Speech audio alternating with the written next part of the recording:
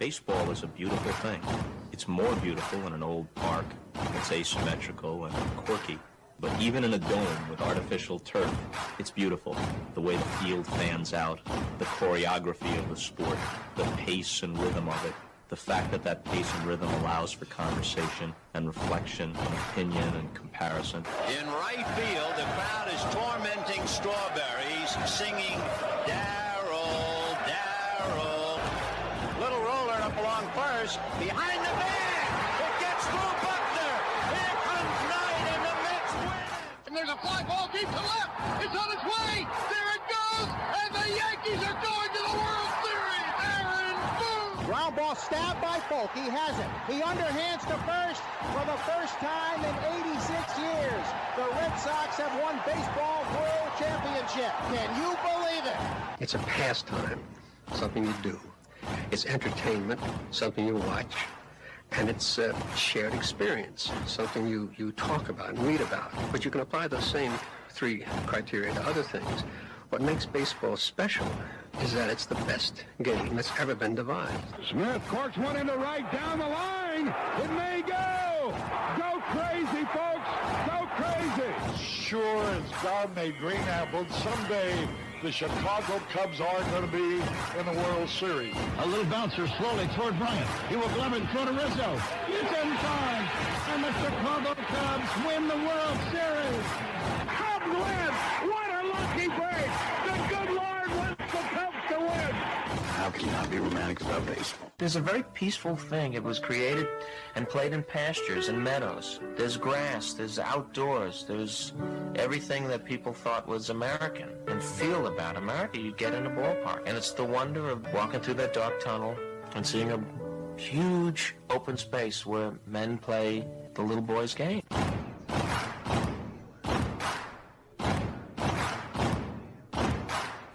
People will come. They'll come for reasons they can't even fathom. Not knowing for sure why they're doing it. They'll arrive at your door as innocent as children, longing for the past. Sit in shirt sleeves on a perfect afternoon. They have reserved seats somewhere along one of the baselines. That when they were children, cheered their heroes.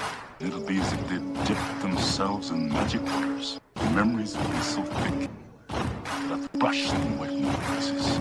People will come. The one constant through all the years has been baseball. America has rolled by like an army of steamrollers. Been erased like a blackboard. Rebuilt and erased again. Baseball to mark the time. This field, this game, it's a part of our past. It reminds us of all that once was good. And it could be again. Oh, people will come. most definitely coming.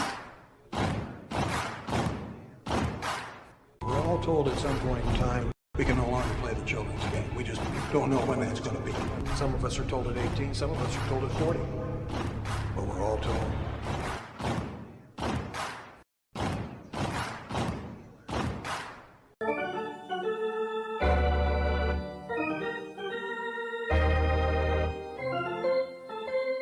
I believe in the Church of Baseball. I've tried all the major religions and most of the minor ones. I know things. For instance, there are 108 beads in a Catholic rosary and there are 108 stitches in a baseball. I prefer metaphysics to theology. You see, there's no guilt in baseball, and it's never boring. It's a long season and you gotta trust it. I've tried them all, I really have. And the only church that truly feeds the soul day in, day out is the Church of Baseball. Braves coming. If there's a bigger thing going on right now, I don't know what it is. I never heard of half of these guys. And the ones I do know are way past their prime. Most of these guys never had a prime. This guy here is dead. Cross him off then. The local press seems to think we'd save everyone a lot of time and trouble if we just went out and shot ourselves. We got uniforms and everything. You know, you might think about taking Jesus Christ as your savior instead of fooling around with all this stuff. I like him very much. He no help with curveball. You trying to say Jesus Christ can't hit a curveball? Is this America? Is baseball But I'll tell you, these fans are great. Listen to them. Hey, way to go, Rick. All of Ohio loves you. Come on, baby. Come on, Ricky. Come on, Ricky. The game doesn't stink.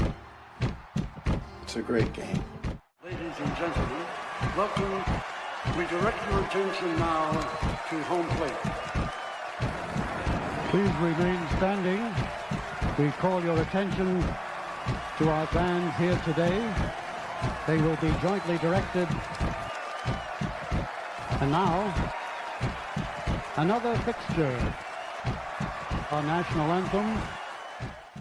Oh, say, can you see by the dawn's early light what so proudly we hailed at the twilight's last gleaming, whose broad stripes and bright stars through the perilous fight for the ramparts we once were so gallantly streaming, and the rockets' red bombs bursting in air gave proof through the night that our flag was still there. Oh, say does that star-spangled banner yet wave o'er the land of the free and the home of the brave? At this time, ladies and gentlemen, we'd like to introduce today's teams as participants in this historic game. Play ball!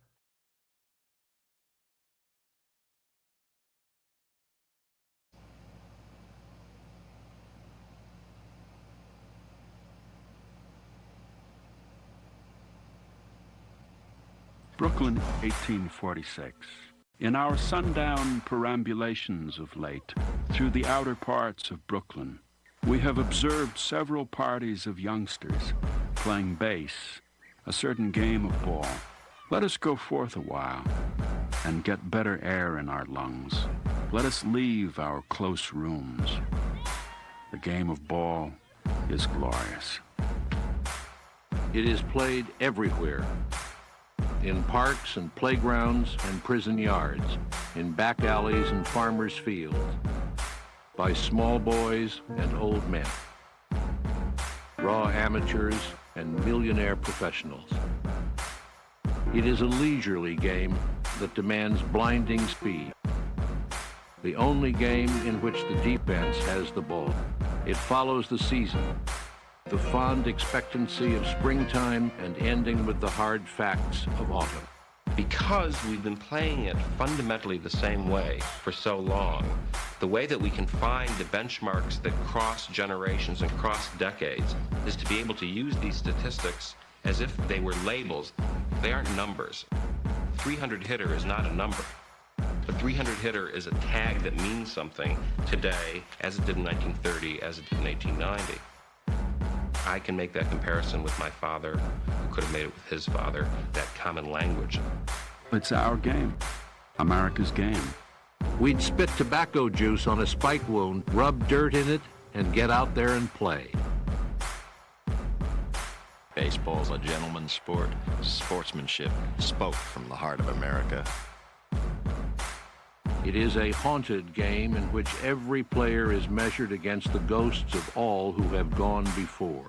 Most of all, it is about time and timelessness, speed and grace, failure and loss, imperishable hope and coming home. Somebody sat down and said, hey, it ought to be 90 feet. If it were 88 feet, the game would be very different. Think of the double plays. If it were 94 feet, batting averages would drop remarkably. 90 feet, that was a pick from heaven.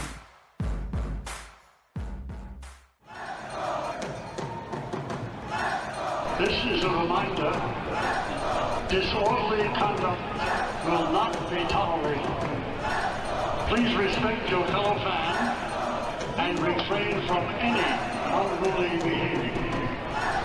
Failure to comply with these guidelines will result in ejection.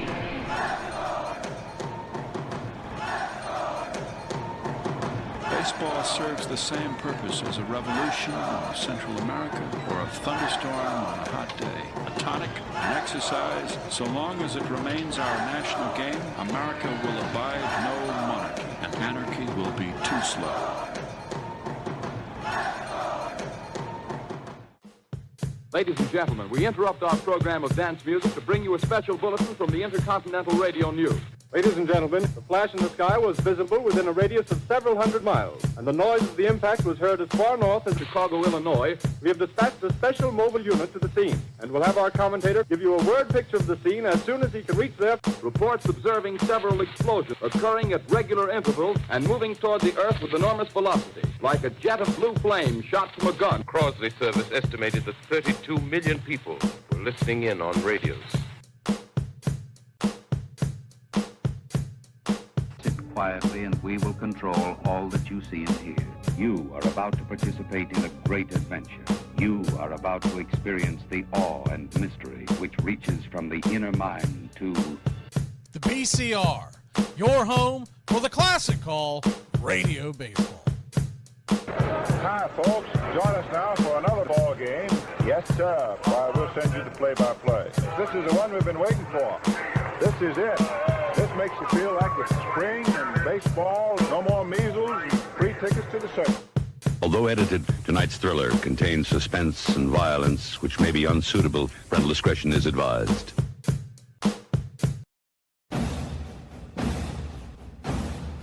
4, 6, 8. Who do we appreciate? Braves count.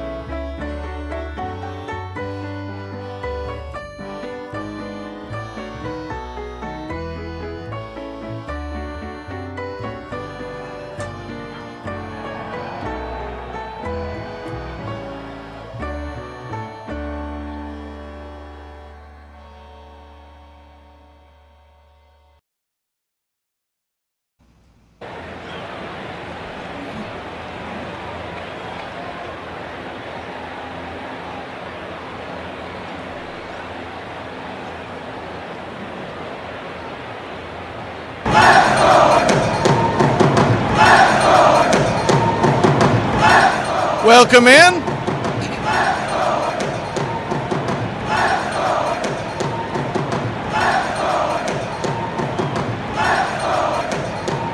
We're just about set for pitch-by-pitch, play-by-play. Patriots Day here in Boston. It'll be the Red Sox and the Tigers.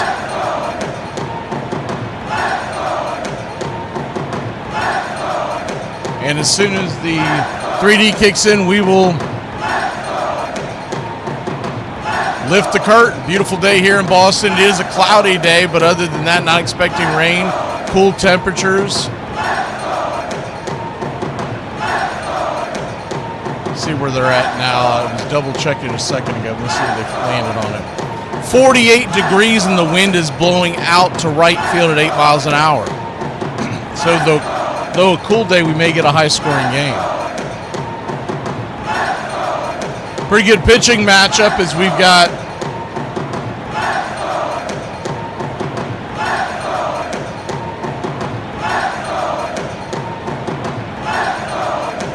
Sonny Gray versus Jack Flaherty today.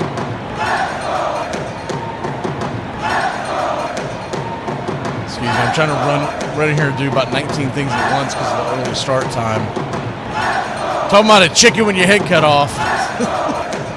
Doing everything I have to do in the morning time, plus got home just in time to walk the girls, the dogs. We're flying around the block trying to get it done, man. I was like, come on now. Don't fail me now.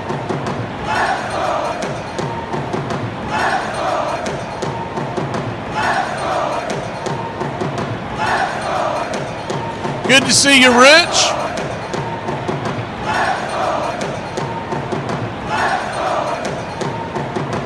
Uncle Charlie, Chop Shop. Troy's in here as well. Royal Pita. Tom.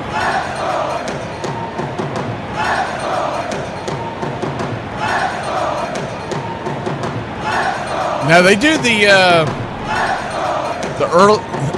early game in Boston on Patriots Day every single year. This is a tradition. I think this is the first one we've done. This is a tradition. He Black is up and rolling. So we got Troy, He Black, Iron Lung. Good to see you, man. It's early where Iron Lung's at.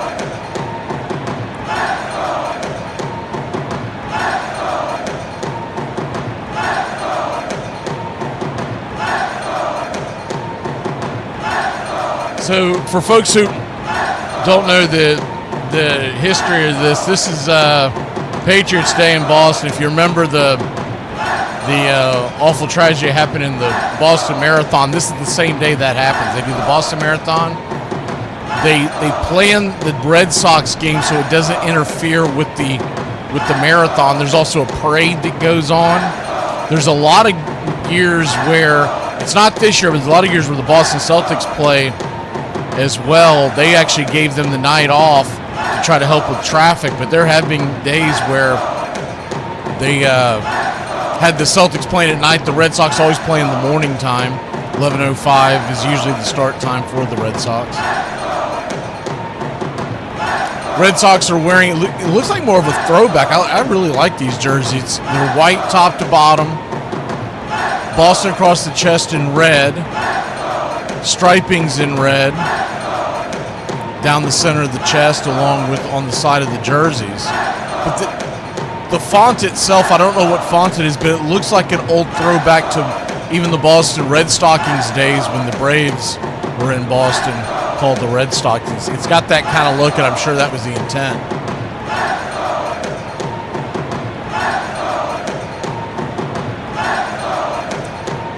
As Sonny Gray is going out to the mound, fire his final warm-up tosses. Real quick on the lineups, Detroit top to bottom, it'll be McGonigal, Torres, Keith, Green in left, Dingler the DH, Carpenter is in right field batting 6th, Vierling in center batting 7th, Lee is at third base and batting 8th, and Rogers is behind the plate.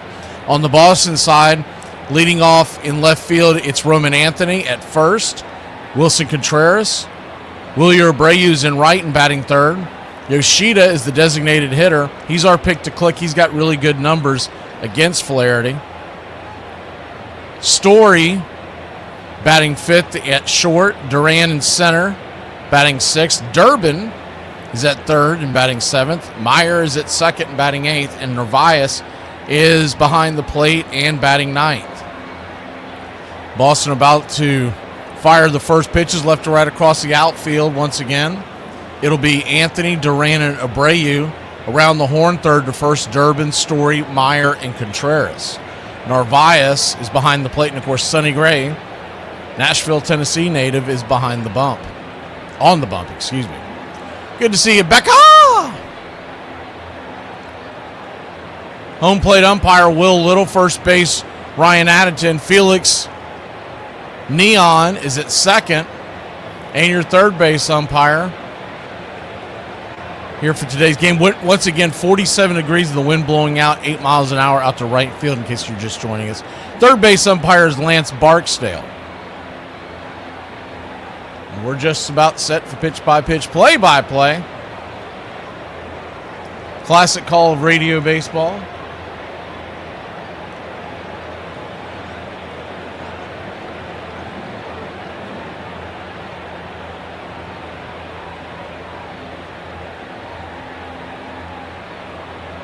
Blue skies, but there are clouds, so you're not getting a ton of sun on the patrons and the players in the park, so that's got to be a welcome.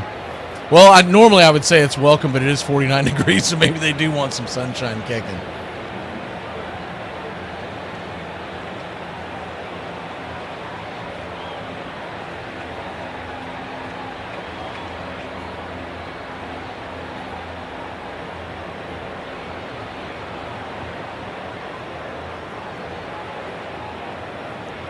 Gray appears to be just about finished with his warm-ups. Detroit is they're in like a black jersey. It's not their navy blue, it's more of a black with orange writing across the front, Detroit. Kind of reminds me of something you'd wear for Halloween. Black cap and as I call it, the Magnum PID across the front. We're just about set for pitch-by-pitch. Play-by-play, the classic call of radio baseball, and the first pitch on the way from Sonny Gray is up top. Misses high for a ball. It's 1-0. There's a 3D kicking in, so we'll lift the curtain. Righty-lefty matchup, McGonigal. Batting .312 on the year. The pitch on the way, swing, slaps it towards center field, and that's going to be down for a base hit, and it's a leadoff hit for the Tigers. Let's go, Tigers! Let's go! Let's go, Tigers! Let's go! Let's go, Tigers! Let's go! Not a hard hit ball, but they were playing him back. So it'll fall for a single.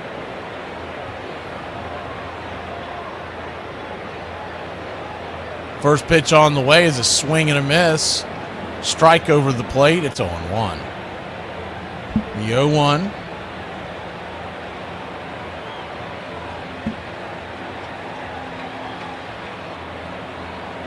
Righty, Torres the batter. Swing. Chops it over to first. That's going to be a 3-6-3 double play. Good turn by the infield. Contreras to Story and back to Contreras, and there's two down. A.J. Hinch checking to see if he wants to challenge that. I don't think he's going to have a prayer. It was a close play, but it looked like both runners were beat by the throws.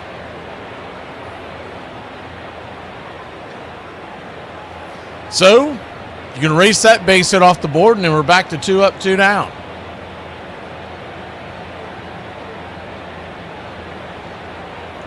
Righty-lefty now. Colton Keith, the batter. The first pitch on the way to Keith is right there for a strike. It's 0-1.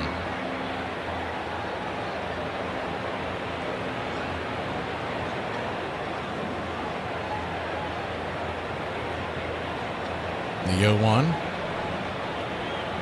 Kicks and fires. Down and in. 1-1.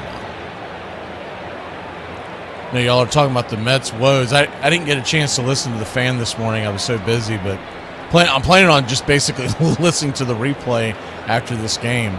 It's got to be extremely entertaining. Righty-lefty, the 1-1 pitch, swing lifted, high into center field, drifting back on the warning track at the deepest part of that center field is Jarren Duran, and that'll end the inning. With the double play, essentially it was a 1-2-3 inning. We'll be back in a flash here on Braves Country Radio, Patriots Day in Boston. I like coffee and maybe 3 people. Hey Braves Country, I'm Mac McGee. Join us for Pitch by Pitch, Play by Play, the classic call of Braves Country Baseball. We're bringing you Atlanta Braves baseball all year long. Jump into our pregame show, Braves Country Today, just before first pitch. Stick around for the postgame show, Braves Country Tonight, where we will open up the phone lines and react to your calls or your comments all year long. That's Braves Country Radio, pitch by pitch, play by play, your home for the classic call of Braves Country Baseball. Oh, yeah, I know Bill Brasky. Sure, he's the father of every one of my children. He's a son of a... To Bill Brasky! Bill Brasky! Yeah! I am not going to give up that easy. I'm going to make this way harder than it needs to be. From now on, no more easygoing, devil-may-care, everybody's best friend dad. I'm cracking down, and I'm cracking down hard. Starting right now, fun time is over. So where was I for fun time? His livelihood was taken away after the 1920 season, and with it, really, his life. He lived another 30 years, but not very happily. Joe Jackson played outlaw baseball in South Georgia for a time, then ran a liquor store in Greenville, South Carolina. Ty Cobb once came in for a fifth of bourbon. Jackson did not seem to recognize his old rival. Cobb finally asked, "Don't you know me, Joe?" "Sure, I know you, Ty," Jackson answered. "I just didn't think anyone I used to know up there wanted to recognize me again."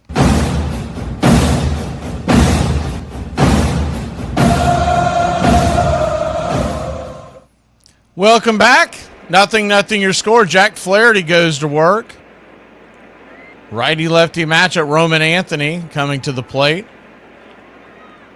Anthony batting .227 on the year with a .674 OPS. Flaherty with his high socks turns and kicks. The pitch on the way. Right there off the edge for a ball. It's 1-0.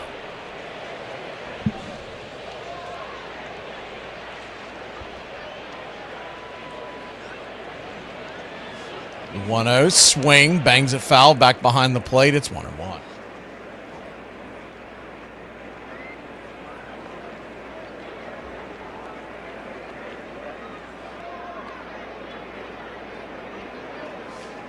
One count.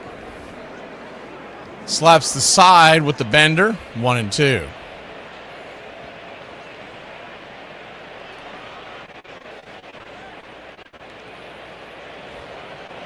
The 1-2.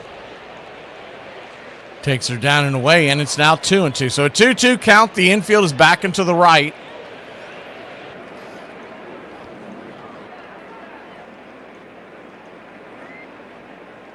Kicks and fires. Swing and a miss, strike 3. Got him with the cutter off the edge, and there's one away.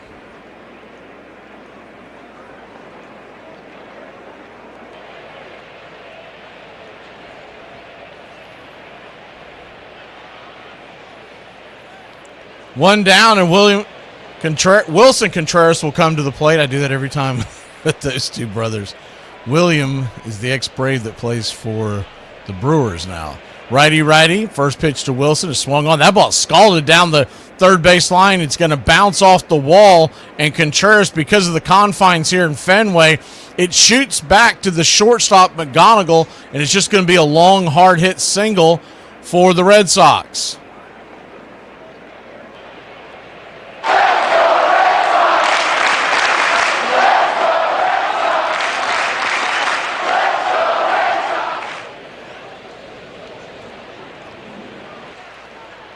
Diving attempt out there by Lee. He came up kind of gingerly. Hopefully he's okay.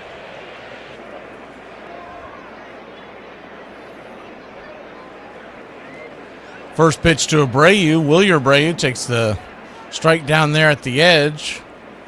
It's 0-1. Pretty good location so far for Flaherty. I mean, he is kissing the block on all these pitches, just hitting the zone on the edges. The 0-1. High and out of the zone. Pitch out territory. Evens up the count at 1-1.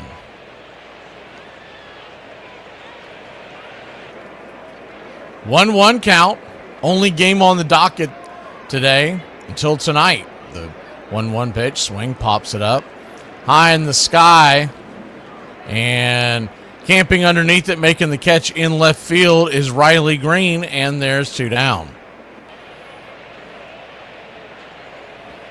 Over under today was 8.5.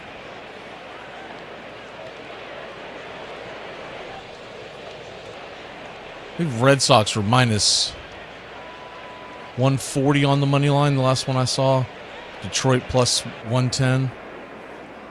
First pitch down and in to Yoshida. Is a ball, it's 1-0.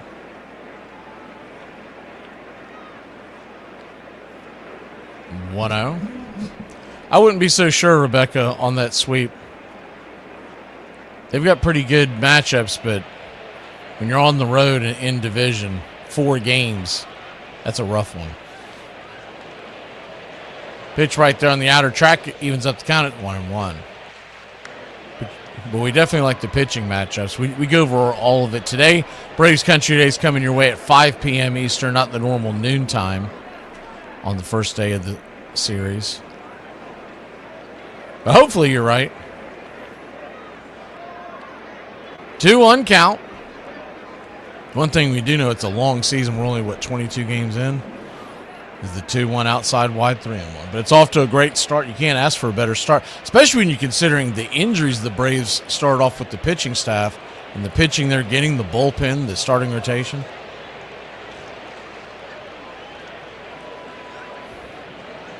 Yoshida batting .300 on the year at an .862 OPS. Swing and a miss. Going for the downs on that one. It's a full count.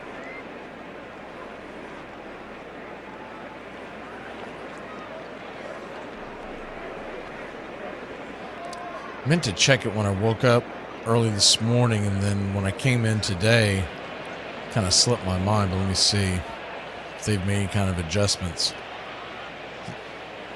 Full count, down and in, ball 4, so he'll head on down to first. Yoshida.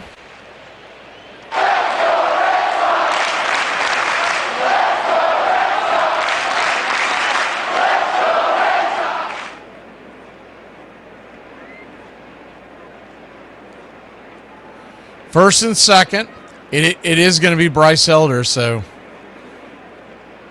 they're essentially skipping Raylo in the rotation. He'll pitch tomorrow, the 0-1 pitch after the swing and a miss by Trevor Story, batting 193 on the year.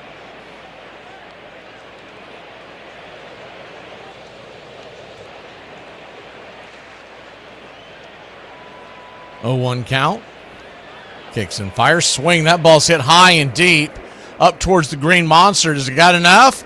Making the leaping catch at the wall by Riley Green. What a play to start the Patriots Day game. He gets a salute from Jack Flaherty, the top of his jump. If not, that's going to score at least 1 run. We'll be back in a flash here on Braves Country Radio. Patriots Day, Red Sox and Tigers. Just a reminder that it costs $0 to be nice. How much, what is it to be an I can Venmo you. That's not the point. It's free, isn't it? You're so stupid. Do you know why I pulled you over? Because I was at the stop sign for too long? Why was you just sitting there? I was just waiting for it to turn green. Where you headed? I'm headed home. Okay, where you live? With my parents. Okay, and where do your parents live? They live with me. Okay, so where's your house? It's next to my neighbor's house. Step out the car, please. I'm going to jail. This portion of the show is being brought to you by The Best Things in Life. which are still free with minimum purchase at participating dealers. And what do we say when somebody says, hey, let's be friends? Ha! Okay, but just so you know, I'm freaking weird. I'm weird all day, every day, whether I like it or not. Okay, I wouldn't start with that.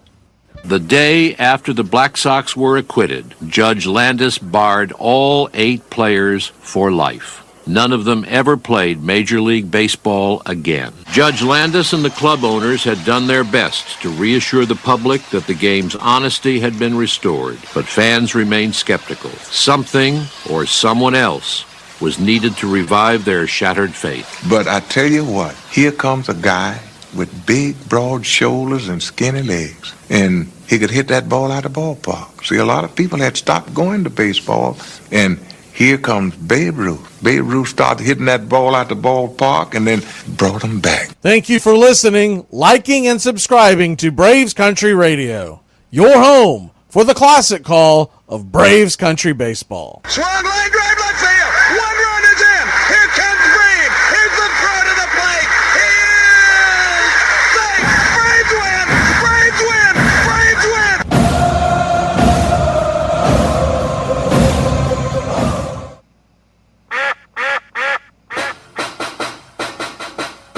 Welcome back. Sonny Gray goes back to work. 0-0 your score. First pitch to start the second inning is high and out of the zone for a ball.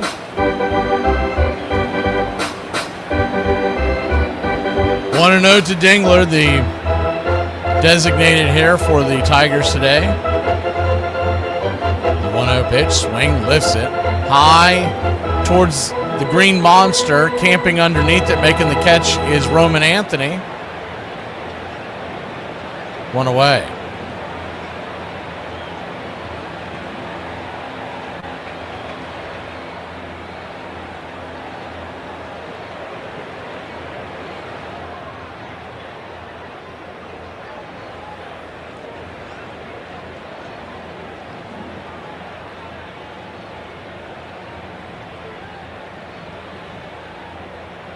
First pitch on the way is right there for a strike. It's 0-1.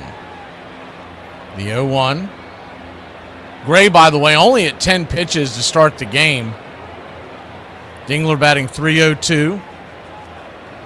Kicks and fires. Upstairs. Sweeper across the chest. 0-2. 0-2 count.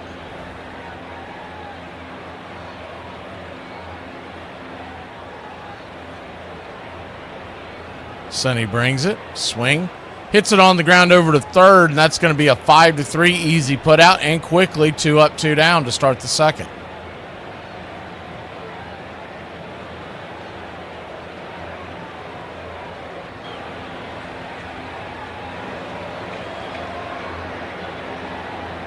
One hit apiece so far for Detroit and Boston.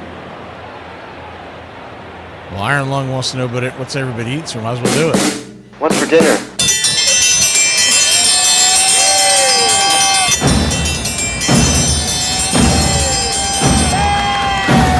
Hey, chef, what's for dinner? Kerry Carpenter, first pitch taken. Down and in for a ball, it's 1-0. Righty-lefty matchup. Infield back into the right. Here's the pitch.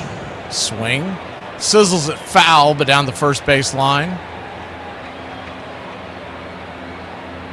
Chilly day here in Boston. High 40s, wind blowing out to right field, 8 miles an hour. Expecting that wind to pick up a little bit as the game goes on. It's projected 10 to 15. I don't know who that is. I don't know. I'm assuming it's a Red Sox radio guy. He just stood up and told someone to shut up, and basically the 1-1 outside wide just misses 2-1. Probably could have challenged that one and won it, but he did not. Whoever he was, he stood up and he put the finger to his lips like shh. He realized everybody was watching, so he started waving. The 2-1 pitch, swing, fouls it away, 2-2. I don't recognize him, but I think he's an ex-player. For some reason, let me look him up. See if that's who I think it is.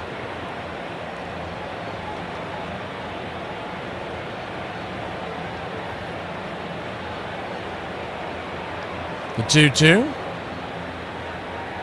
Down and in, full count. I think it's Will Middlebrooks, but I could be wrong on that one. If y'all remember him.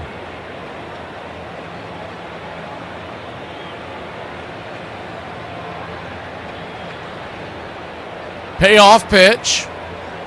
Swing and a miss, strike three. Sonny Gray gets his first strikeout of the day, and we will head to the bottom of the second inning. 0-0 here in Fenway. I might be poor, I might be dumb as but I got tattoos and I feel cute sometimes. Why did you get so drunk? You got drunk. I'm just really exhausted. What's in that cup? Rum and Cokes. Do you have any idea how important this is? We're trying to save the pub cup. Really, this is what you're doing? This is what you're doing? So, I tried to act normal today. Yeah. It was the worst minute of my life! Is it November? Yeah. And things are going well? Yeah. Introducing Daylight Savings. What's that? Daylight Savings Time was created to confuse you and make you more depressed than you already were. Wow, it's dark out. It must be getting late. Wow, it's dark out. It must be 3:30. When Daylight Savings ends, you can leave for work when it's dark out, sit inside all day, and get home from work when it's dark out. Yeah, that sounds really bad. Now you get it. Summer was great. I'd hang out with my friends laughing in the sun until 9 p.m. And now some days I don't even see the sun, which is not good. Try it today. I don't have a choice. Go ahead and paint me red and black and call me Jumper Cables, baby, because I'm finna start some to do. At the turn of the century, Major League veterans often refused even to speak to new players. Once, early in his career, a shy young outfielder dared compliment a New York Giant for hitting a home run. "Nice hit," he said. The veteran answered, "Go to hell." The young player was Honus Wagner, on his way to becoming the greatest player in the National League. Please like and subscribe today. It's free, and it helps us bring you more. Braves Country Radio, your home for the classic call of Braves Country Baseball.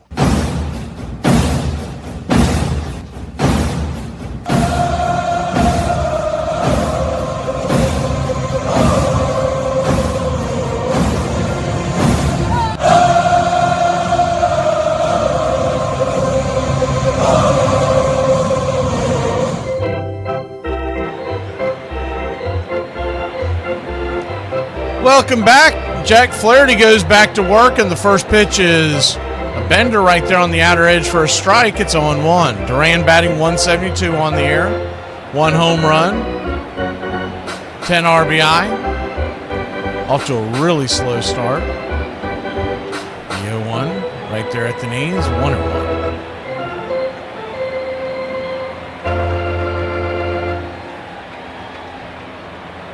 So is anybody eating anything? It looks like everybody's just talking about drinking vodka and coffee in the morning. The 0-2. Swing and a miss, strike three. Flaherty gets him down on strikes, and there's one away. Jack Flaherty, second strikeout of the day. He's allowed 1 hit, 1 walk. Gray, on the other hand, 2 innings, 1 hit, 1 strikeout, no walks. Chad Durbin, the batter. Looks like he might have foul tipped it into the glove. First pitch on the way to Durbin is right there for a strike. It's 0-1. Righty, Durbin batting just 141 on the year, a 439 OPS. The 0-1 pitch. Down and away.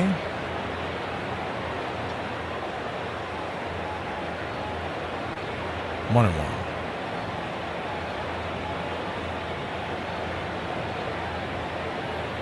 1-1 count, 0-0 your score. Bottom of the second inning. Tigers and Red Sox on Patriots Day. 1-1 down and away, 2-1.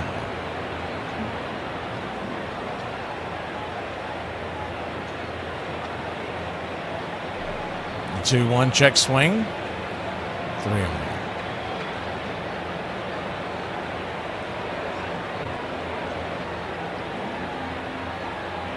Well, when you have that many hitters, there's a good chance you have someone on the bench, Peter. The 3-1, down and away, ball 4.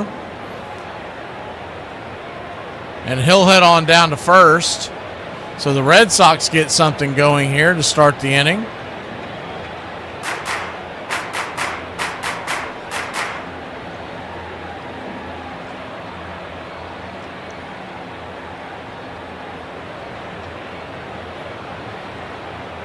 So Iron Lung's actually going to eat breakfast. All right. First pitch swinging. That ball's going to get dumped into center field, down for a base hit. And they'll have runners on the corners. That ball is just kind of a flare out to left field. And it's a single to keep the line moving here for the Boston Red Sox.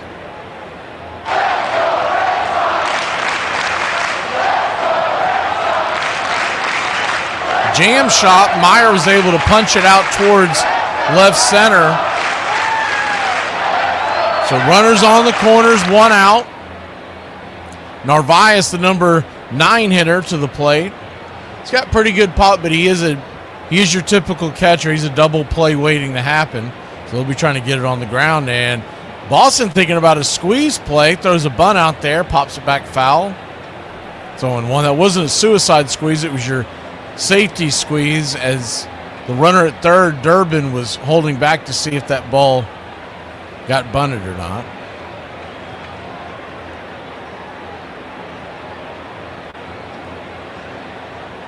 The 0-1 shows another bunt. Here comes the throw. Oh, man, they got him down to pickle. Oh, it's a wild throw. It's a wild throw, and the Red Sox are going to score a run. Everybody's safe. First and second, a bad throw. Flaherty was looking to throw it to third, and he just, first of all, he threw it way too early. He should have chased the runner. I don't know if he would have gotten it anyways.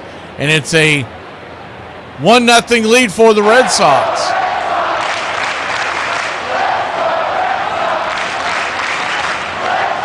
I mean, he is so close to the runner at that point. He could almost take a couple steps and dive and tag him. Instead, he just throws a weak toss to third. Even if that catch is made out there by Lee, I don't know if he's going to be able to deliver it home and get the runner. So they'll probably ring that up as an error. E1 on the books. First pitch is a swing and a miss. It's 0-1. The 0-1. Right now they have it down as an earned run, but that could change at the end of the inning. The 0-1 right there for a strike. It's 0-2.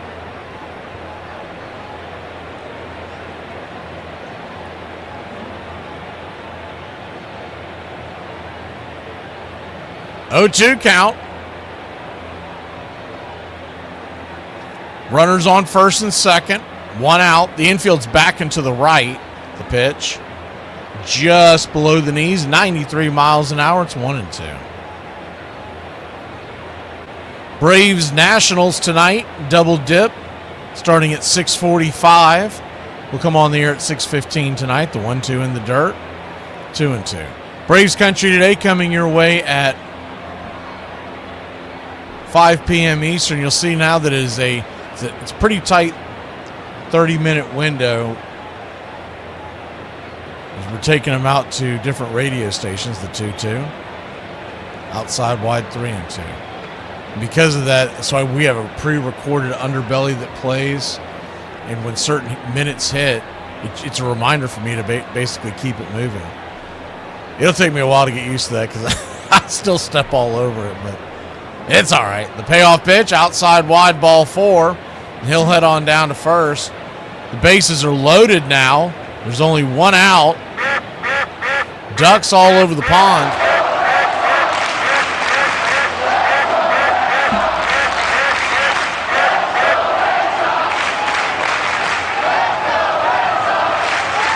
Chris Fetter, the pitching coach for the Tigers, coming out there to talk to Flaherty. This is probably more to just give him a breather after the error moments ago, and now a walk. Flaherty at 34 pitches. I'm sure some of it's to give a breather, and the other part is just to get him to take a few deep breaths He's probably still kicking himself for that error. Once again, the way he threw that ball to third, I don't think he's going to get the runner. I think Durbin was going to be safe because by the time Lee would have gotten it, it would have taken a bang-bang throw, and at that close of range, he's probably going to handcuff the catcher, not be able to make the play. So here we go. Bases are loaded. 1 out as Anthony takes his walk. So Wilson Contreras coming to the plate, and he likes to pepper that right side. He'll be gunning for the Green Monster. First pitch on the way is right there for a strike. It's 0-1. He's got 4 grand slams in his career and 9 doubles with the bases loaded. The 0-1. Swing! Fouls it away. It's 0-2. 291 average and 79 at bats with the bases loaded for Contreras.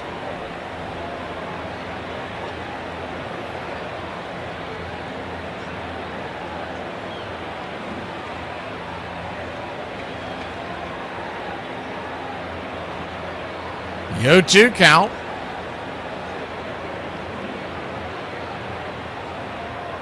Brings it, swing, lifts it. High into center field, coming in, making the running catch in center. Here comes the throw to the plate, a rainbow throw, and everybody's going to retreat back to the bases. Honestly, I think Myers scores on that. That was a bad send or no send.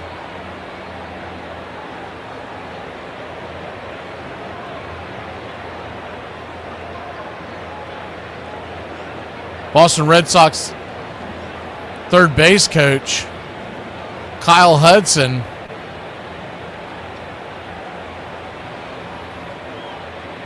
was trying to deke a bad throw, but the throw went up the line. If they send him with Myers' speed, it's going to be 2-0.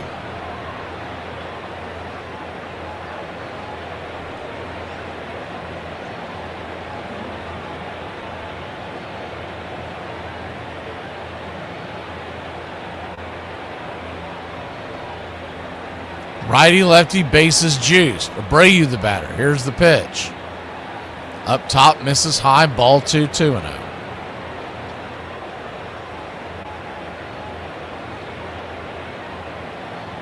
2-0 count.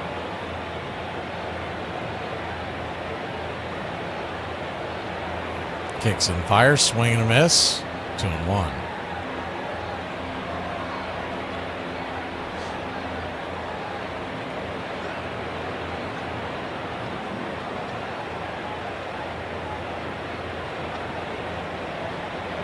The 2-1 pitch in the dirt. 3-1.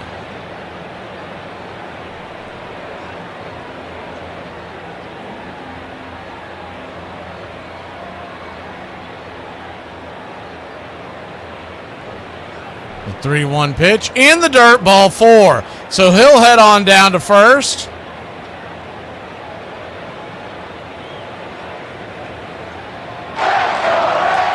Two to nothing your score. Base is still loaded.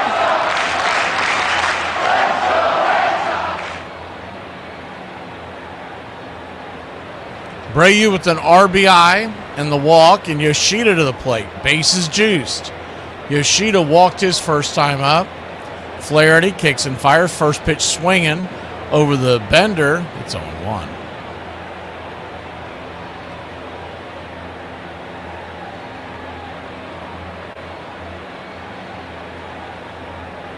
The 0-1. Just below the knees. 0-2.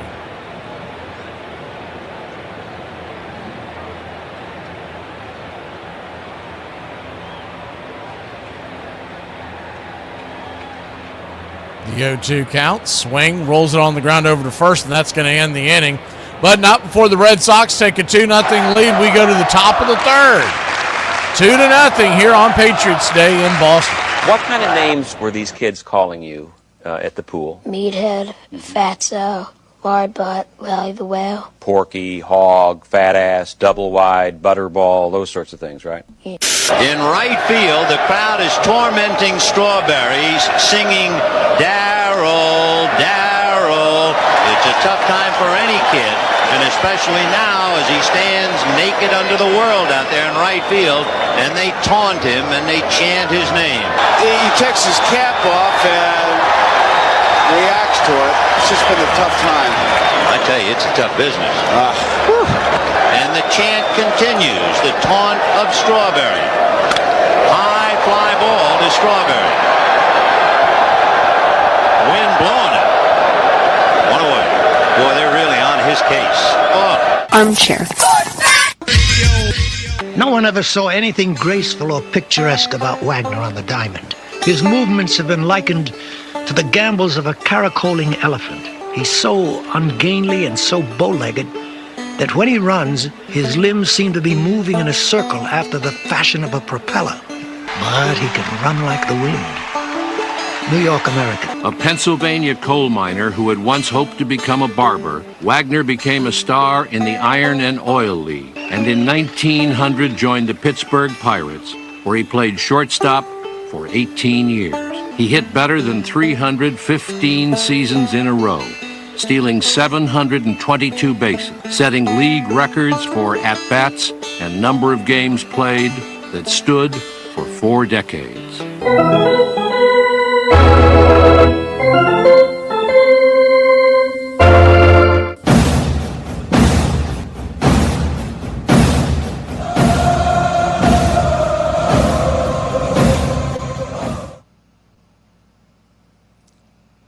Welcome back. Sonny Gray goes back to work, this time with a 2-0 lead.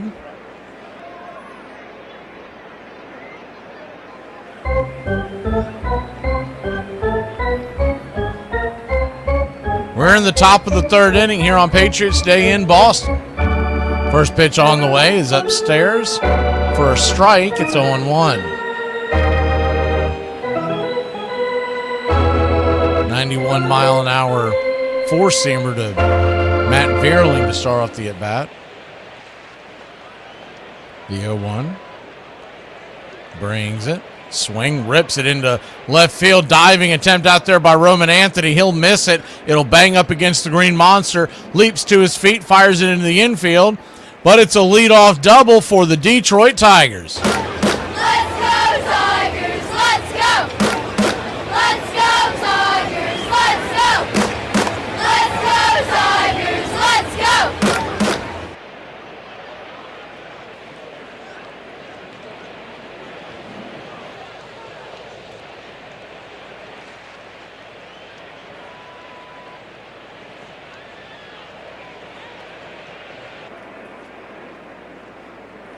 Righty is Lee, the third baseman, comes to the plate.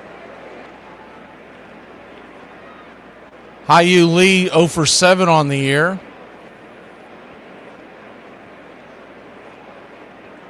The 0-1. Brings it. Misses 1-1.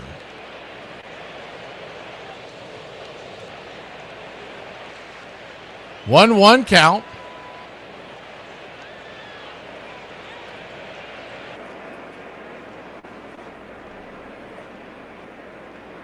Kicks and fires, swing, hits it up the middle. That'll be an easy 4-3. Meyer flipping it to Contreras, but on the play, Vierling makes it down to third base.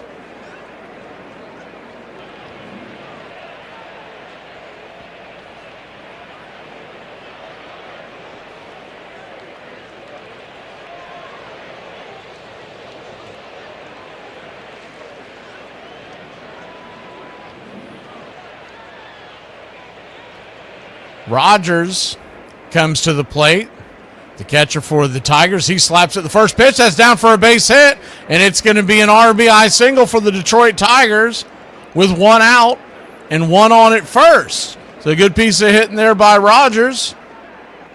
Let's go, Tigers! Let's go! It's kind of a cement mixer that just laid over the plate. Didn't hit it real hard, but got it over the infield. In front of Anthony out there in left, and 1 on, 1 out.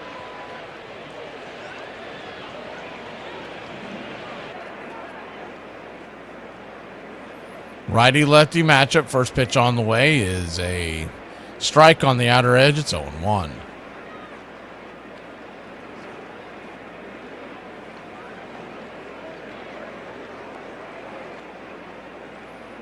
The 0-1. Brings it. Just off the edge, 1-1.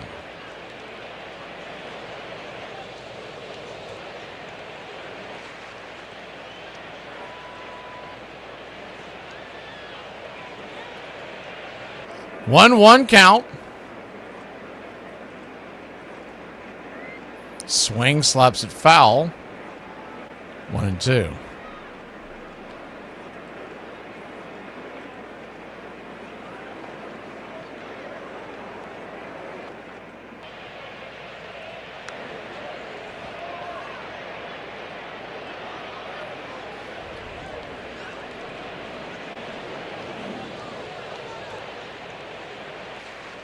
The 1-2.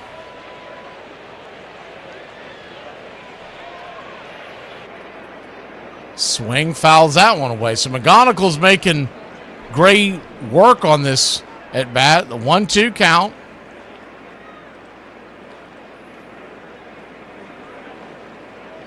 Runner at first, one out. Gray at 28 pitches, so a low number here in the top of the third.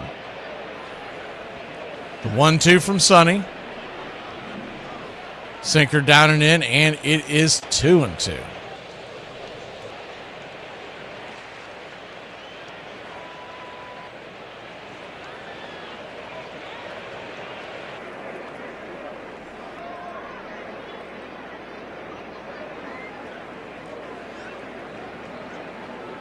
The 2-2. Swing! Chops it foul.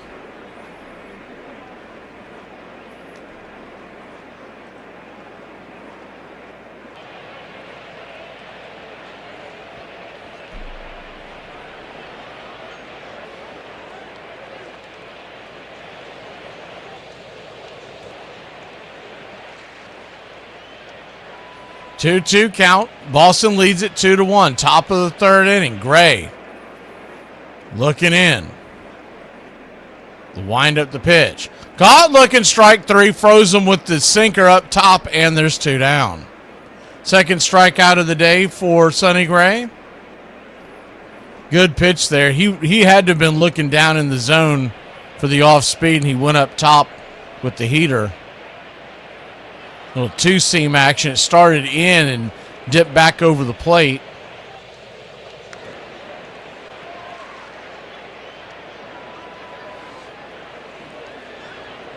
Righty as Torres to the plate. He'll take the first pitch up top for a ball. It's 1-0.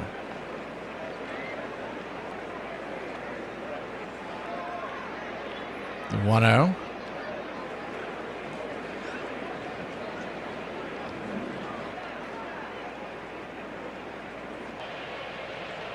Brings it right there at the knees. 1-1.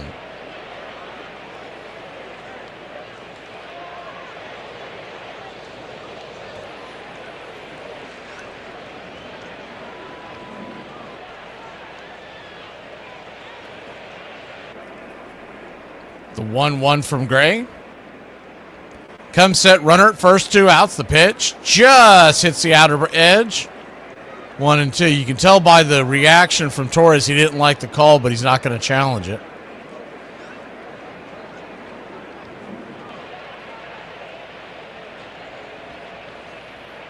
Red Sox 2, Tigers 1, top of the third.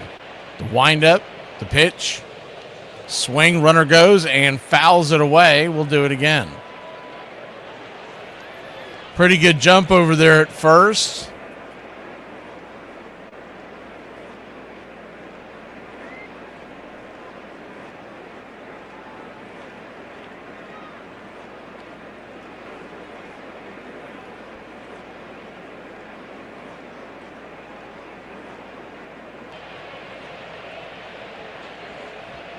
The 1-2. Swing! Just missed his third strikeout of the day. So 1-2 count. Gray with 3 hits, 2 strikeouts. Flaherty, 2 hits, 2 strikeouts. Flaherty's also had 4 walks which is really the difference in the scoreboard. The 1-2 pitch. Just rolls it over, and we'll do it again.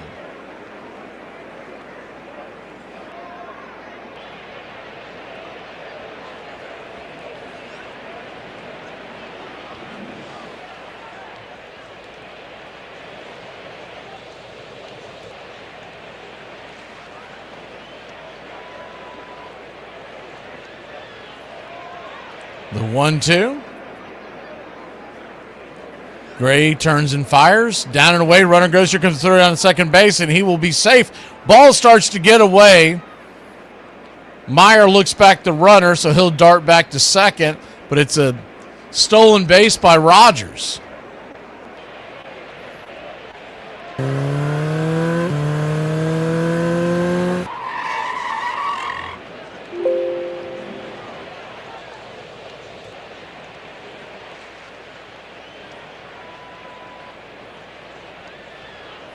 So runner in scoring position now.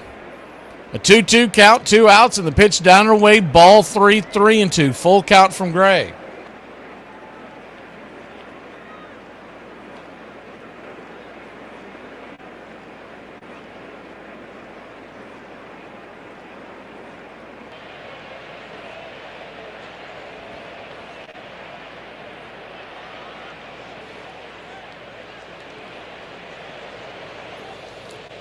Full count, runner at second, 2 outs. Gray looks in, kicks and fires. Down and away, ball 4. So he'll head to first, and the Tigers have runners at first and second. There are 2 outs. Let's go, Tigers! Let's go! Let's go, Tigers! Let's go! That's going to get a mound visit. Let's go, Tigers! Let's go! Andrew Bailey, the pitching coach of the Boston Red Sox. If you want to know why a lot of the Red Sox fans are mad, we pulled this image up a second ago. We'll go ahead and share it to you. That's your payrolls in Major League Baseball. So you see that they've spent well less than what the Atlanta Braves have in 2026. They're projected at just under $200 million. That's just over Arizona. When you consider the fan base in Boston, they feel like that they're well underspending. And I mean, honestly, there's no defense for it. They are underspending. Looks like we're going to get a couple warm-up tosses from Gray. I want to see if possibly has an injury. He says he's okay. Well, or does he? He's talking to Cora and talking to one of the trainers. Something tells me he's coming out. Yep, he's coming out of the game. So that's going to do it for Sonny Gray. Went 2 2/3, 2 strikeouts. And the Red Sox fans hope that he's not seriously injured. But you see the numbers there on the screen. We'll stay here with you during the break as they're going to have a long pitch. They're going to let the reliever see who they're going to go to. There's a righty and a lefty standing up in the pen. See who they go to in a second. But you see the projected number. So the number to your right is what the team is expected to spend after the salary tax. The team to the left is the original number. So the Red Sox,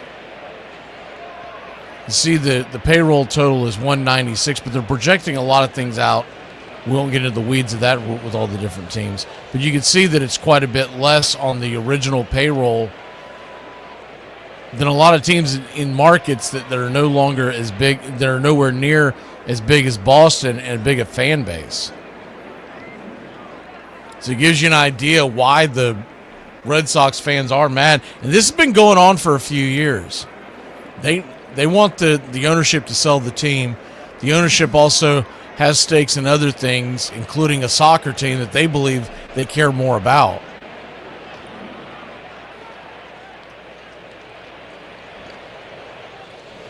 Looking at the way he went down and cramped a little bit, you almost wonder if it may be a hamstring for Sonny Gray. So he bent down 2 or 3 times, almost into like a crouching position, and was touching the back of his leg. It's either a hamstring or it's got something to do with his knee.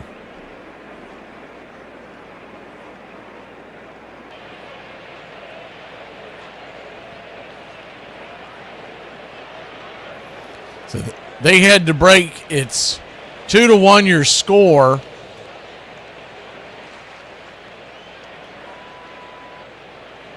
As soon as he pops in, we'll introduce the new pitcher. It looks like it's going to be Danny Colombe, the left-hander. He's thrown just 5 innings here in 2026, giving up 1 earned run with 2 strikeouts.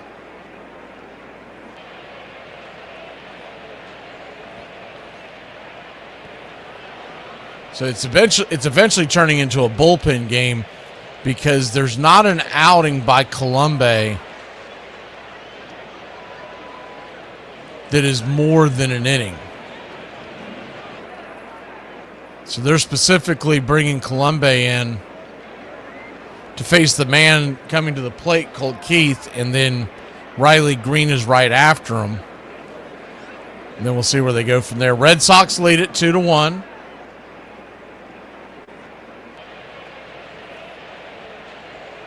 Yeah, I don't know, John. I mean, honestly, obviously, I'm not a doctor, but I do play one here on Braves Country Radio quite a bit. Put some tussin on it. You got any Tylenol? Get a handful and just jamming down your throat.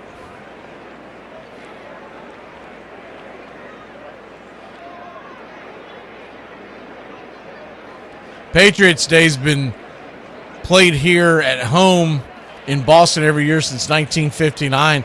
The Red Sox are 72-56 on Patriots Day.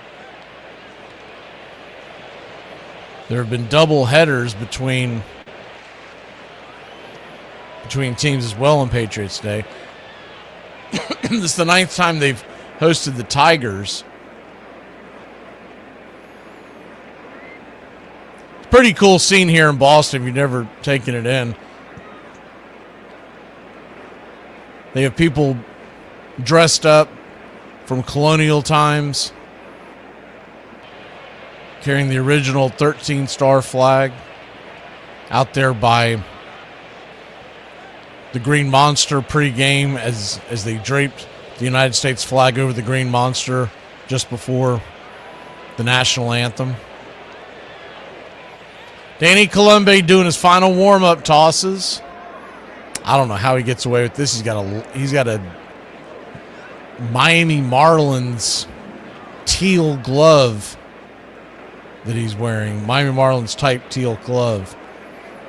You only have to have the color in your, I guess maybe that's the same blue that they used on their City Connects when they write Boston across. I guess that's technically, it's close. It may not be exactly.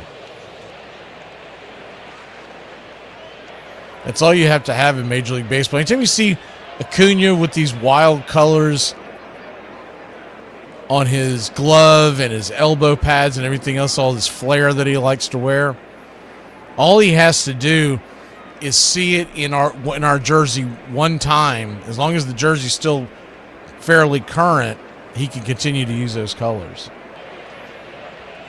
I don't know how he gets away with the purple.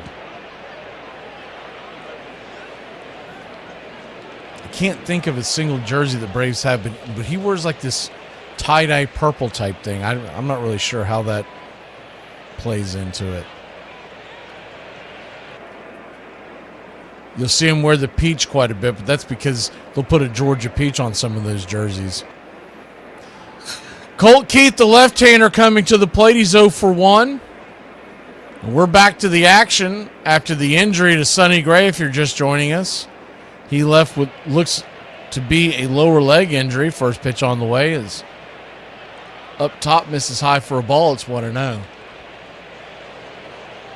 1-0 count. Top of the third here on Patriots Day. Red Sox lead it 2-1. The 1-0. Kicks and fires. They're calling it a cutter. It's really a changeup. 2-0. When your cutter's coming in at 84 miles an hour, that's not cutting anything. It's not cutting the mustard, I know that much. You better be careful. The 2-0 misses 3-0. 3-0 count.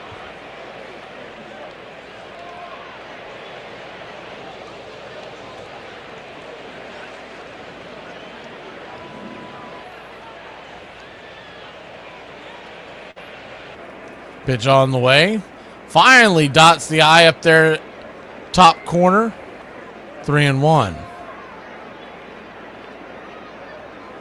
His sinker's coming in at 88, so he's topping out 88, 89.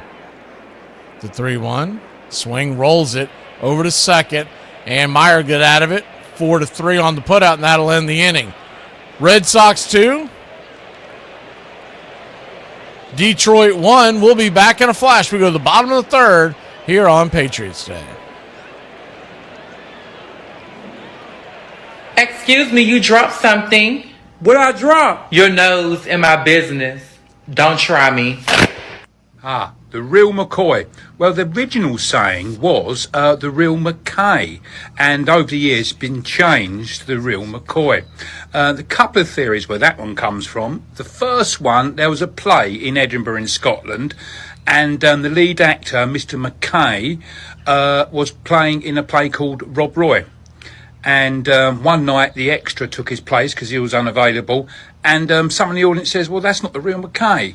So that's one version. Another version of where it come from is McKay's Whiskey. And they had an advertising campaign in the late 1800s, and they talked about the real McKay. And that's two versions where it come from. I asked myself if I'm crazy, and we all said no. So... Okay, listen, I might not be good looking, but let me tell you, my personality is also a show. I literally have nothing going for me. On April 20th, 2012, Boston fans proudly celebrated the 100th birthday of Fenway Park. A century later, it still evokes the charm and ambiance of what a baseball ballpark should be. Such an attraction to this park, and there's such a magic that's associated with it. It's beautiful, it has great asymmetry, it has history, it has everything you would want in a ballpark. You're really transported to another time. In December 1910, the plot upon which we stand now was an undeveloped and barren plot, an unremarkable piece of land in a neighborhood that was just beginning to grow. The Fenway area was pure, raw, undeveloped land that was just coming into use after Frederick Law Olmsted had helped drain the fens by building his park system.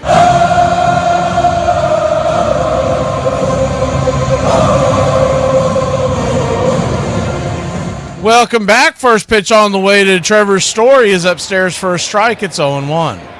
Righty-righty matchup. Flaherty fires the 0-1 pitch off the plate. 1-1.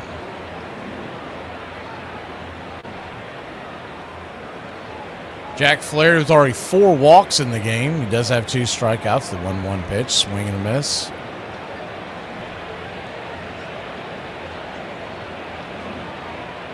One, 2.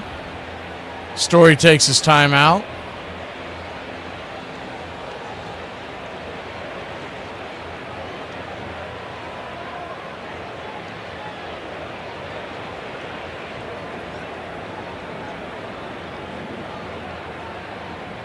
The 1-2 pitch. Swing and a miss. Strike 3. 1 down.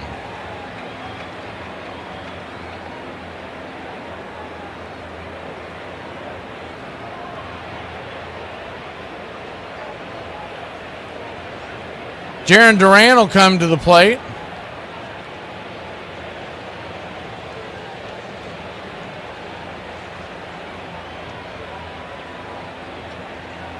First pitch is just off the plate wide for a ball. It's 1-0. Righty-lefty matchup.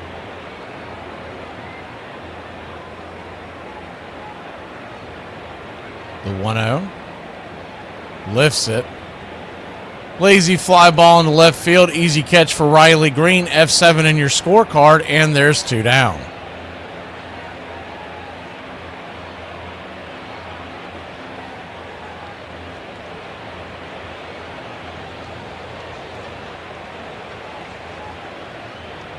1 run, 3 hits, 1 error for Detroit. 2 runs, 2 hits, no errors for Boston.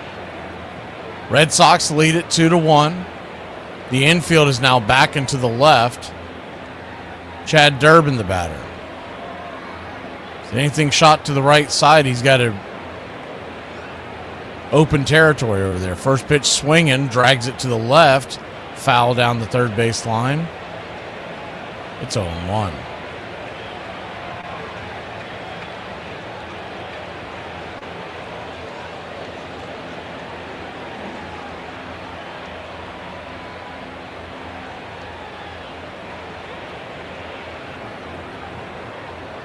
The 0-1. Kicks and fires. Swing, chops it off the plate. 0-2.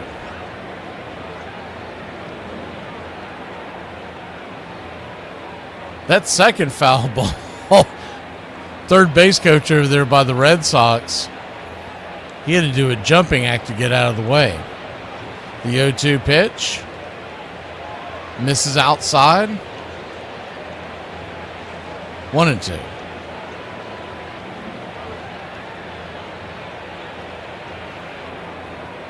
One-two count. Swing. That ball's lifted high and deep into left field, going up and smack it up against the Green Monster, and it'll be a 2-out double for the Boston Red Sox.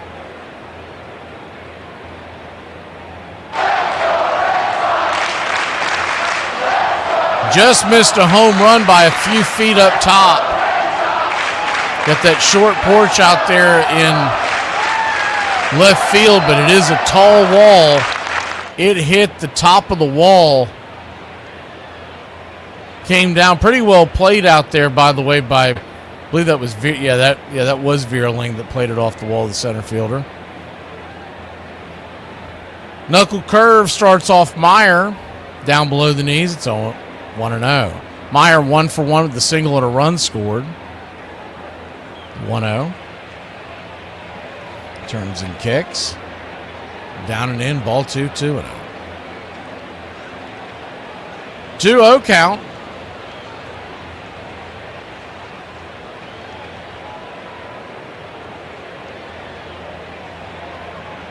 Swing and a miss.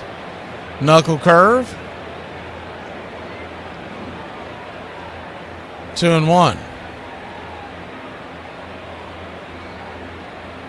Infield back and to the right. The 2-1. Myers swing, pops it up. High in the sky, but very, very shallow. Making the catch is Green, and that'll end the inning. Red Sox threaten, but can't bring them home. We'll be back in a flash. Here on Patriots Day, we go to the 4th. Boston leads it by 1. Now you listen here, you walking pile of panic attack. You're gonna inhale, exhale your way through this bullshit if it's the last thing you do. Your thoughts aren't real, your mind hates you, but you're gonna give it the old and you're gonna be okay. The children's nursery rhyme, Ring a Ring a Roses, has quite a dark origin. It's believed that it's all about the Great Plague in London, bubonic plague. Sufferers would first appear with a circular, rose-coloured shaped rash on their body, followed by the swellings later on. And pocketful of posies were used to stink. So posies, another word for pretty flowers, scented flowers, would help. Well, it's meant to get rid of the dead, stinking smell. A tissue, we all fall down, means you die. I hate it when I see an older person, and then I realize we went to high school together. The Taylors owned all the real estate in this neighborhood, and they wanted something that was going to be the social centerpiece of that neighborhood. I am telling you that they will be flocking to this neighborhood. Our park will rise, they will beckon the fan, and the name of our park will be linked to the Fens in the heart of every New Englander. But with the foresight and ingenuity of a few key players, Fenway Park would sprout from the ground roughly a year later, inviting Boston baseball fans through these Gate A turnstiles by April 1912. I think in 1912, as now, the experience of walking into Fenway Park is really magical because it's really transformative. You enter this building, suddenly it's darker, and then you go up a ramp to where the field is. It's like a spotlight is turned on. I don't mind if I'm the villain in your story, because you're a clown in mine.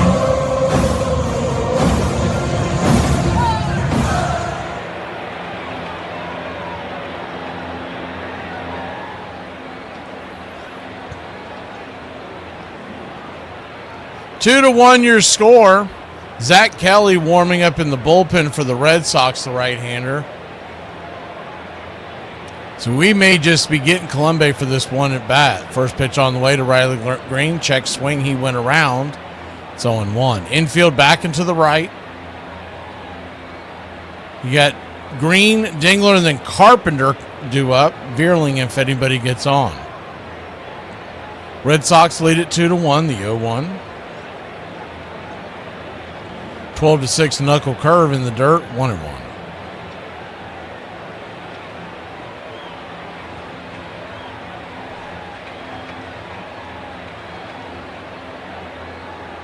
The 1-1 pitch inside, ball 2-1. Daniel Colombe, nicknamed Frenchie, was born in St. Louis, Missouri. 5'10", 190 pounds, 36-year-old. Plays college ball at Texas Tech as the 2-1. Down and in, ball 3-1. He has been in the major leagues since 2014. He's started with the Dodgers way back when in 2014, went over to Oakland. And then Minnesota, Baltimore. The 3-1 misses, ball 4. This might be it for him here. He then went back to Minnesota and Texas last year and with the Red Sox this year. See what happens here. Now they're going to let him face Dingler, so here we go. Lefty-righty matchup.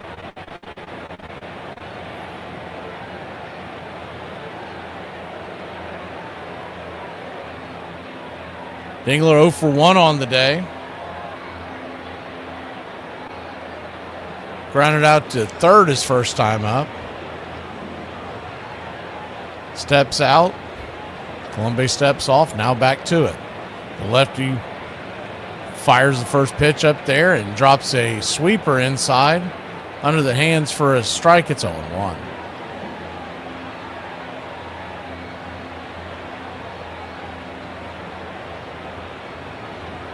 The 0-1. Turns and kicks. Swing. Chopper back up the middle. It's going to be a 6, 4, 3. The throw's going to pull the runner off the bag, so safe at first. It'll be a fielder's choice for Dingler. A 6-4 put out to get the lead runner. 1 down.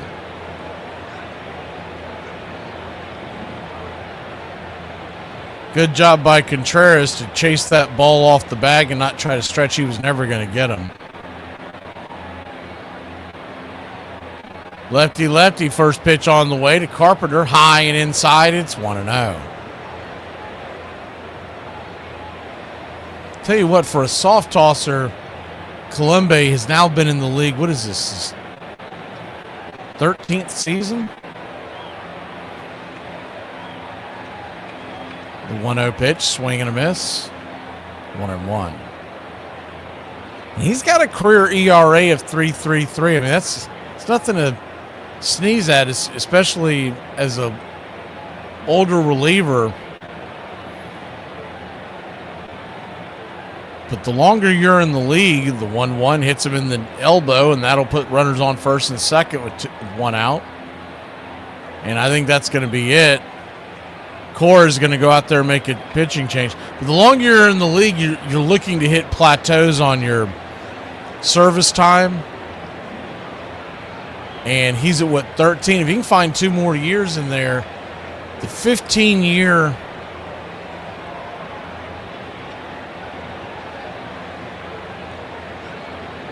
service time as Vierling's going to be coming to the plate. It looks like, I think it's a right-hander coming in. We'll be back in a flash. I believe that's Zach Kelly. We'll be back in a flash. It's 2-1. More on that thought when we return.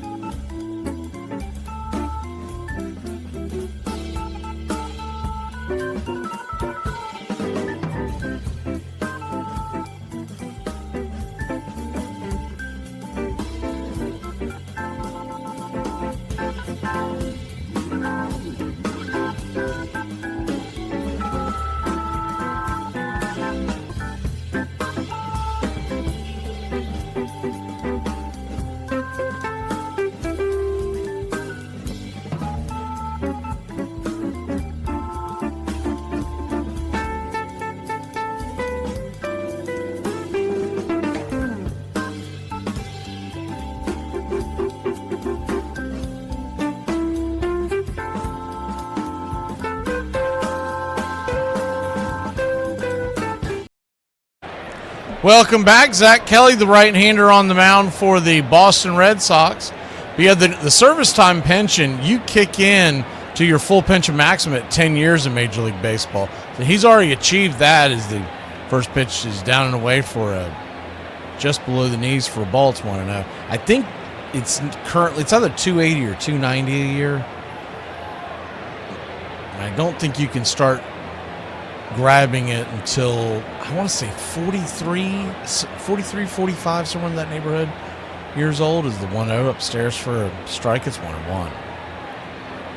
But you never know the next collective bargaining agreement. There's been talks. They haven't gotten it complete yet, but there's been talks that the guy with the 15-year then goes to the next plateau, or even 12 or 13. They've talked about that. The 1-1 outside, 2-1. 2-1 count.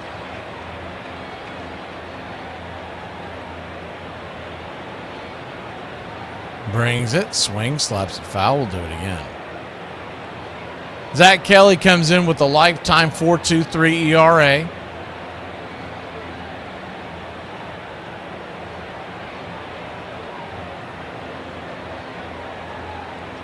This year, his ERA is sitting at 5.68. That was on one particular outing as the 2-2 fouls it away.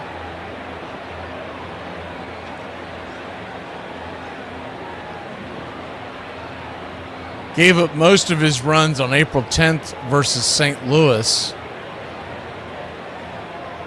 He scattered 2 more runs across on the 5th and on the 12th. The 2-2 fouls it away. We'll do it again. And he's not a guy expected to go very long. He'll try to get them out of this inning, and then they'll probably go from there. They're trying to bridge the gap. I mean, Cora could not have expected Kelly. Fan caught that ball up in the stands. He almost looks like an older version of Richard Gere. He's like his older brother doppelganger. The 2-2 chops it off the plate. We'll do it again.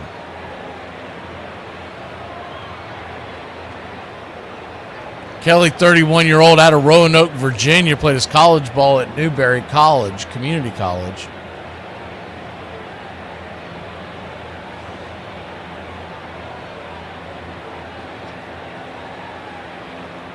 He's been with the Red Sox since 2022.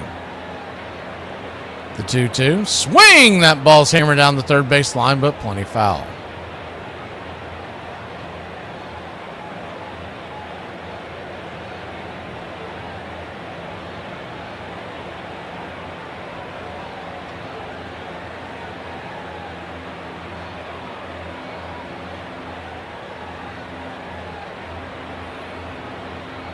Two count. 2-1 your score. Vierling digging in. Time is called.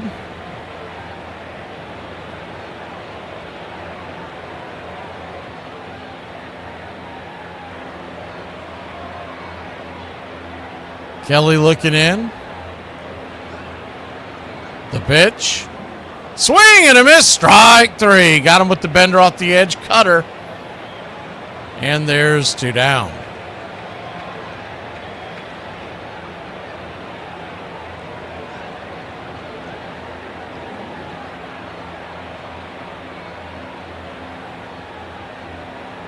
Now that's a get in the CBA, John.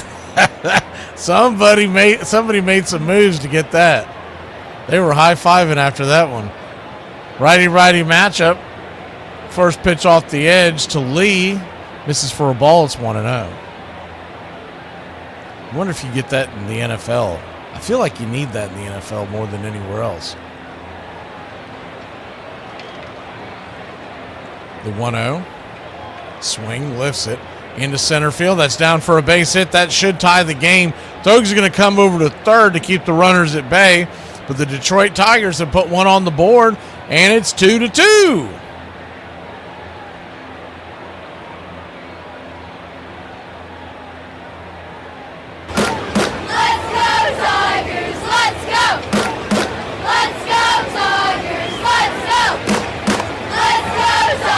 High-U Lee, his first Major League Baseball base hit, and that's obviously his first RBI as well.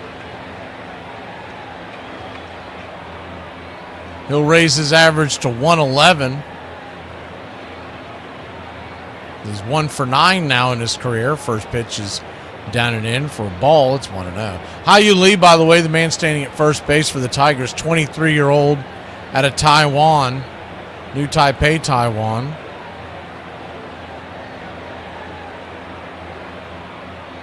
The 1-0, right there at the knees, 1-1. He spent all of AAA, all of 2025 in AAA Toledo. He was signed by the Phillies to a minor league contract in 21 and acquired by the Tigers in the Michael Lorenzen trade. Pitch on the way, swing. That's going to be an L4 in your scorecard, and that'll end the inning. But not before the Tigers tie it up. We'll be back in a flash. 2-2. Red Sox turn to swing the lumber when we return. I can't be the only one not understanding this whole I ain't never seen two pretty best friends. Like, my best friend is drop dead gorgeous. Just Given the Cold Shoulder, where does that one originate from? That's quite an easy one. That was first recorded in 1816. It's written down by a chap called Sir Walter Scott, and it refers to when you have guests around your home. You'd feed them nice, warm, hot meal, but if somebody wasn't too keen on and you wanted them to leave, you'd give them a cold piece of mutton, a cold piece of shoulder of mutton, and that's where it comes from, give them the cold shoulder. How would you say your mental focus is? Oh, it's focused. I haven't, look, I have trouble even saying to myself my own head the number of years. I mean, it's just not, all of a sudden, you've got this expanse of green that just seems to flow out and explode out. The stage was set for the first professional game ever at Fenway in 1912, but Mother Nature intervened. The first game at Fenway Park got rained out several times before it finally opened on April 20th. A lot of the news at the time was about the sinking of the Titanic 3 or 4 days earlier and everything that was going on with that great tragedy. But there was a lot of anticipation about this brand new ballpark, the best built at that time in Major Major League Baseball. It was very festive with the mayor, Honey Fitz, throwing out the first ball. The Royal Rooters, legendary fan base of the Red Sox, parading around, making a lot of noise, singing songs. The game turned out to be a very exciting affair against the New York Yankees. They were the Highlanders at that time. The Red Sox went on to win an exciting game in extra innings, 7-6 on a base hit by Hall of Famer Tris Speaker. October 11th, October 12th, and 13th, and 14th, I was intoxicated. I drank all of those days. I drank. Welcome back, 2-2 your score. We go to the bottom of the fourth inning.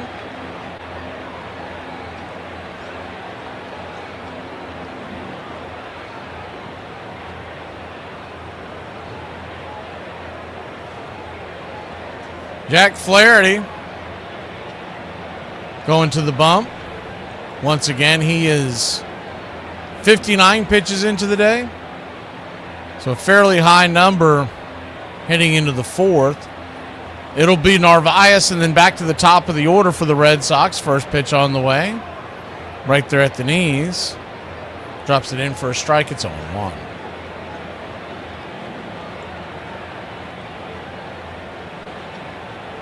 The 0-1.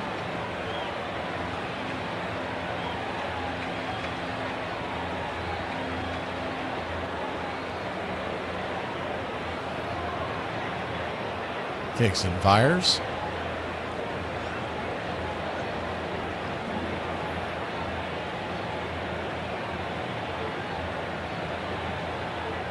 I don't know why that fired twice. The 1-2 count. Check swing. Did he go around? He did not. 2-2.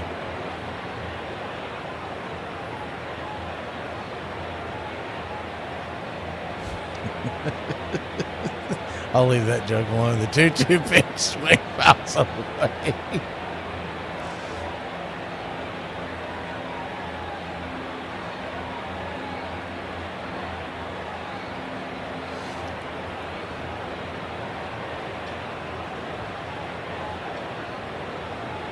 The 2-2 count inside, 3-2.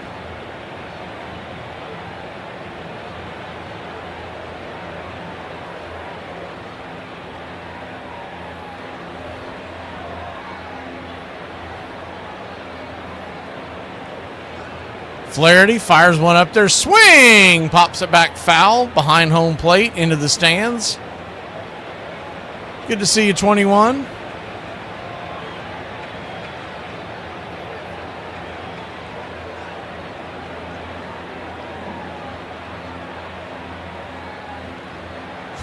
The fake off pitch in the dirt. Ball 4. He'll head on down to first.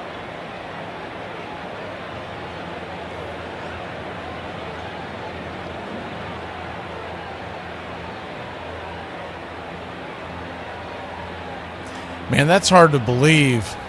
All those guys came from one team. They're flashing up there. High school alumni, Max Fried, Jack Flaherty, and Pete Crow Armstrong. All went to Harvard Westlake High School. First pitch to Roman Anthony. Misses high and outside for a ball. It's 1-0. The 1-0. Kicks and fires. Way outside wide. Sinker misses. 2-0. Flaherty keeps blowing into his hand, so I don't know if he's not getting a good grip on the ball or what. It was, game started, I believe, 49 degrees. It's supposed to be in the very low 50s all day long with the wind blowing. And flip it over to first real quick.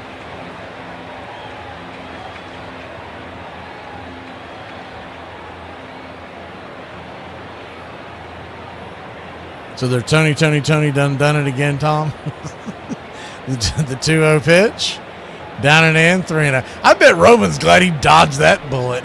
He's like, thank God you didn't name me that.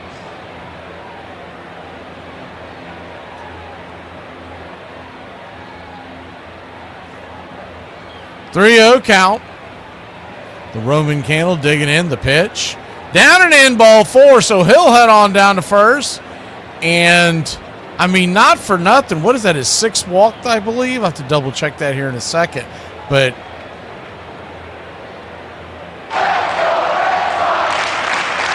at least 6. Yeah, 6 walks. You don't see a lot of guys give up 6 walks and still be in the game. I know Flaherty's an established veteran, but that's a high walk rate for only 3 innings of work. He has yet to get it out here in the 4th. So if you've got Flaherty on your fantasy team, it's too late to get him out of your lineup. You're hoping you accidentally benched him. Contreras coming to the plate. Flaherty is also at 71 pitches, so I don't know how much longer they're going to let him go. Did look like there's some movement going on in the bullpen for Detroit. Sometimes on these cold conditions,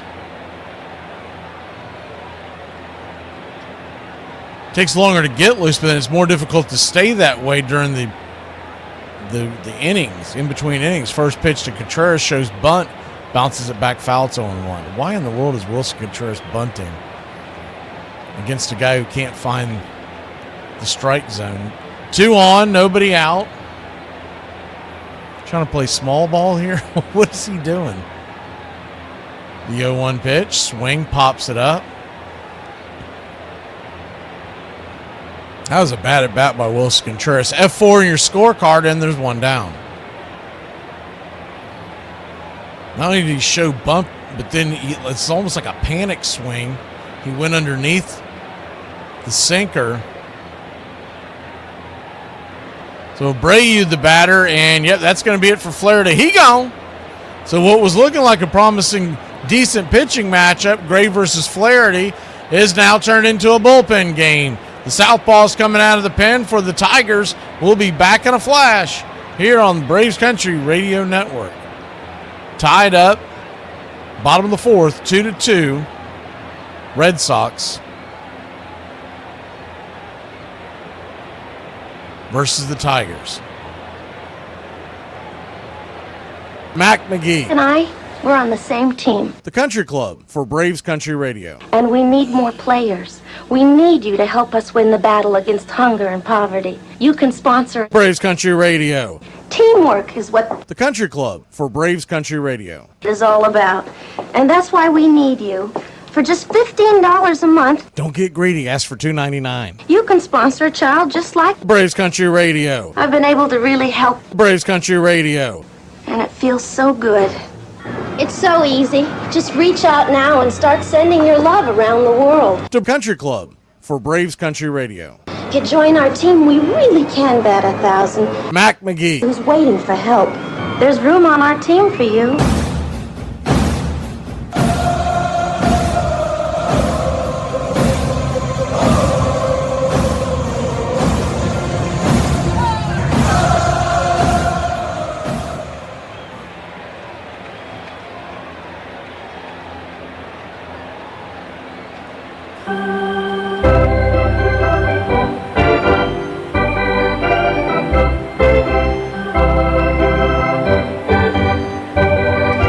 Travis d'Arnaud's got a busted toozy.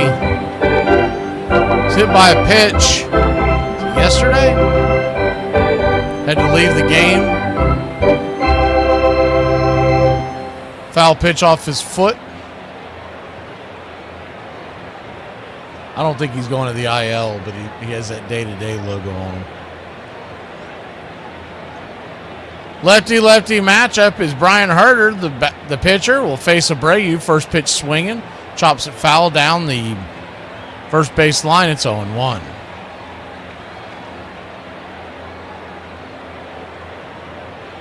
The 0-1. But you got curb stomp, John. That's all you need to know. The 0-1. Kicks and fires. Upstairs for a strike. 0-2. I didn't even have a very good week, but won by almost 200. I just noticed that it's PETA versus Iron Lung this week. That's a fun matchup. 1-2 outside wide, 2-2. The battle of the benches. These two have more batters on their bench. The 1-2 pitch, swing! Bangs it down the line, foul. Do it again.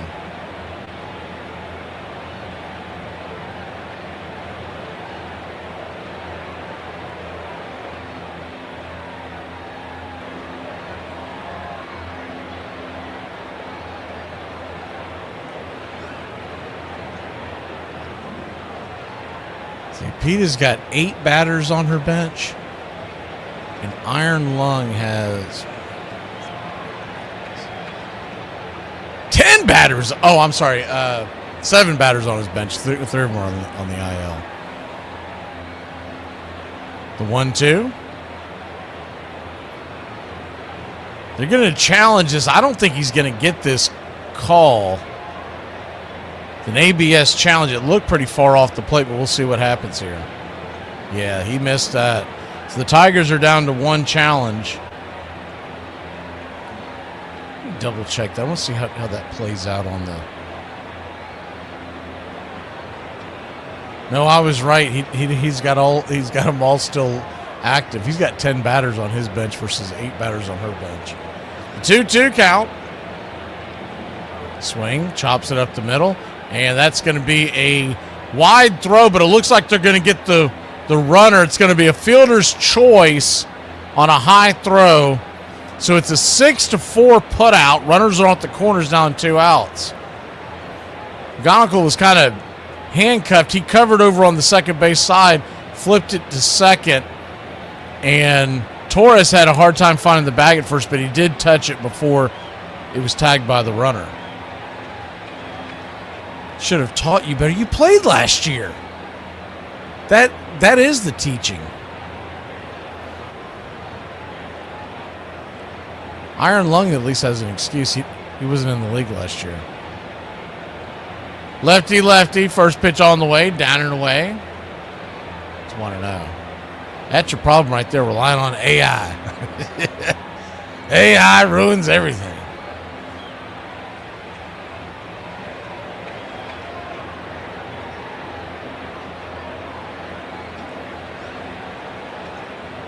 That was a lucky block, by the way, by the catcher of the Detroit Tigers.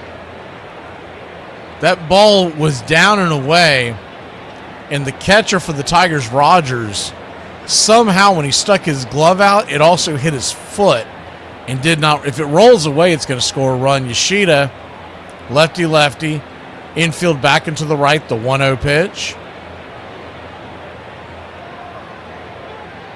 Below the knees.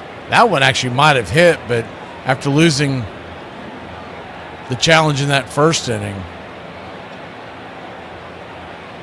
Yeah, there's a lot more strategy in baseball than there is in fantasy football. Fantasy football is pretty easy to play. 2-0 outside wide, 3-0.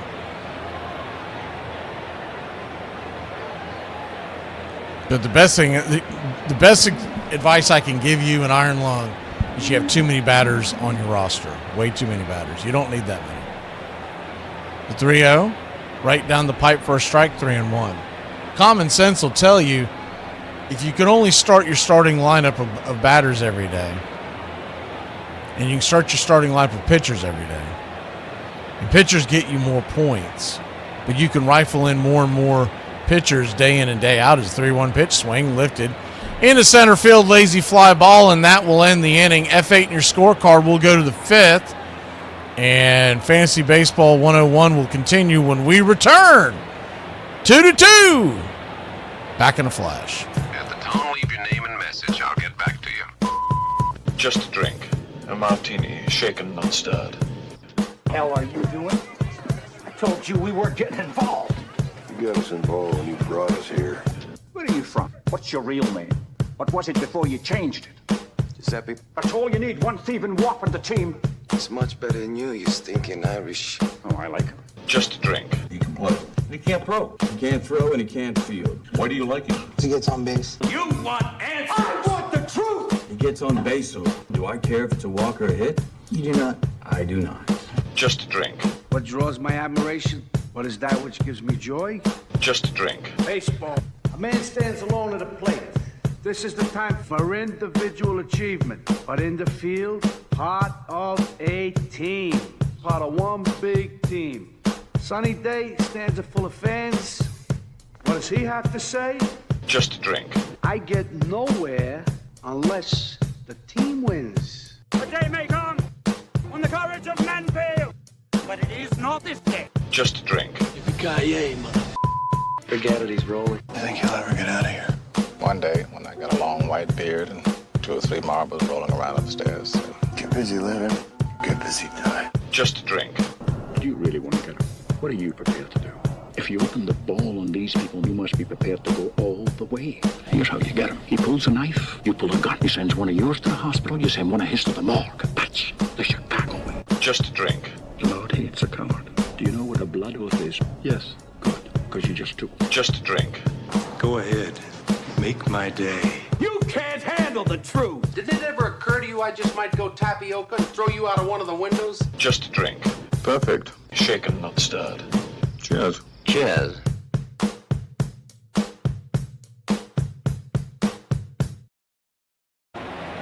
Welcome back. Man, I'm really disappointed that there's not a pudding emoji available. Righty-lefty matchup. Kelly versus McGonigal. The first pitch on the way is out there on the outer edge for a strike. It's 0-1. And he says tapioca. Let's hoping they had some kind of a pudding emoji. The 0-1, outside wide, 1-1. But the basis of this, I mean, real quick, Pete, I'll give you a quick rundown. When you look at your fantasy baseball team, I got to pull yours up individually. But 1-1 right there.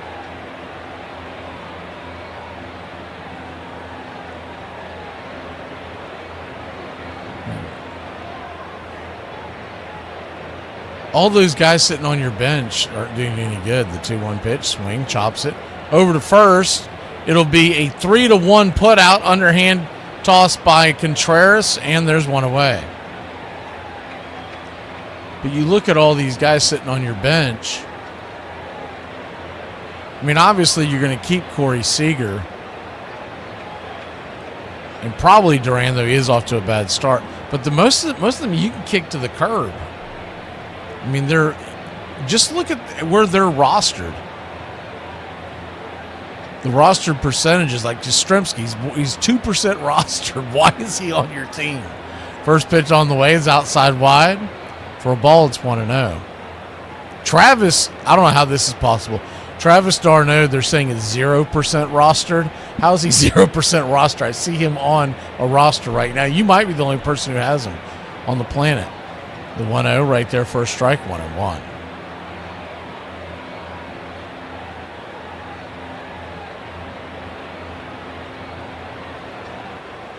You just pick up starters, and then as they do well, you keep them. I mean, that's the short of it. 1-1 down and away, 2-1. You pick up a starter and he stinks, you can always kick him to the curb.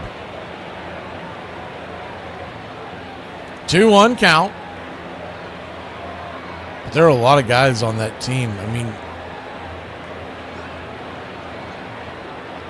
2-1 pitch, swing, hits it up the middle. Hard shot, but right there to make the play on a 4-3 put out is Meyer to Contreras, and there's 2 down.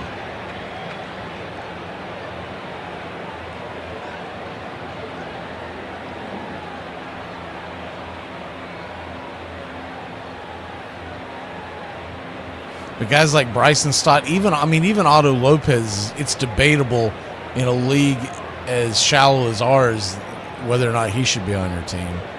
Duran's off to a bad start. Seager, I'm definitely keeping. Laureano, I can see the argument for keeping him, but you have to make sure he's playing. But he did pretty well last year. But you got the wrong Max Muncy. The 1-0, down and in, 2-0. One that plays for LA is old as dirt, and he has hot streaks, but he's not reliable anymore.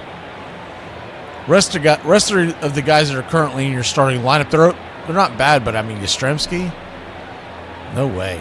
There's no way that guy's on my roster, or d'Arnaud for that matter. The 2-0. right there at the knees, 2-1. It's okay to like a player but not have them on your fantasy team. There's a lot of guys like that I'm like, man, I really like to watch them play, but they're not dragging my team down.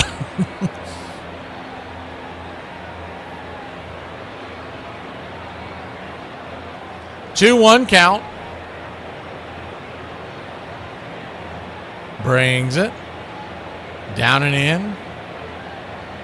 3-1. So, like, for instance, you've got Spencer Strider. When he comes off the IL, you're going to have to drop somebody. Don't drop a pitcher. Drop a batter. The 3-1 count. Swing, rolls it over to first. It's going to be a 3-1. That'll just get it done, and we'll go to the bottom of the fifth. A 1-2-3 inning, 2-2 your score. Red Sox and Tigers locked up. We go to the bottom of 5. Shout out to my lungs for handling all the things my mental health can't. Well, it's summer, and if you're like me, you're having a blast with some outdoor cocktails and maybe beers. There's another drink I've been considering thinking about. That's right. At this point in time, I've decided to mix in a water. Now, a lot of you are probably thinking, how does that work? Great question. You've spent all summer drinking 8 straight seltzers and waking up the next morning feeling like you got hit by a school bus. But when you mix in a water, you give your body and soul a glimmer of hope that it'll overcome the beating you're putting it through. You see, we only get one physical human body on this earth, and I treat mine like a garbage can. So let's crack open a water and see if that fixes things. Is mixing in water fun? No. It sucks. It feels extremely lame. A borderline party foul. I cannot think of a single thing I'd rather do less when I'm out having fun than mixing in a water. So what are you waiting for? Mix in a water and become a beacon of health today. My ducks are absolutely not in a row. I don't even know where some of them are. And I'm pretty sure one of them's a pigeon. Or a pterodactyl. And it turned out that old Honus was the best third baseman in the league. He was also the best first baseman, the best second baseman, the best shortstop, and the best outfielder. That was in fielding. And since he led the league in batting 8 times between 1900 and 1911, you know that he was the best hitter too, as well as the best base runner. He had a powerful build. His 5'11" 200-pound frame, it was said, featured a massive chest that might have come from a barrel maker's shop, and shoulders broad enough to serve dinner on. His legs were badly bowed, but he had huge hands and arms so long, opposing players swore he could tie his shoes without bending over. Nothing seemed to get past him, and he threw so hard to first base that pebbles, scooped up as he fielded grounders, were said to arrive along with the ball.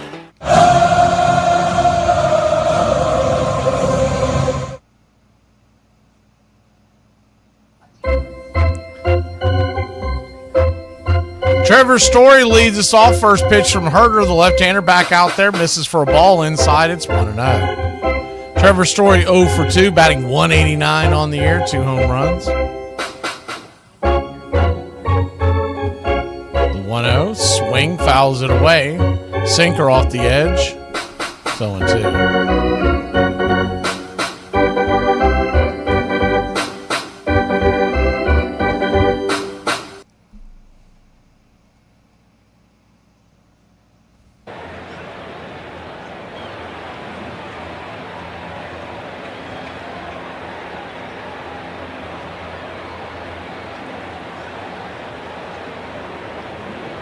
The 1-1 change up well outside the zone. Ball 2-1. 2-1 count.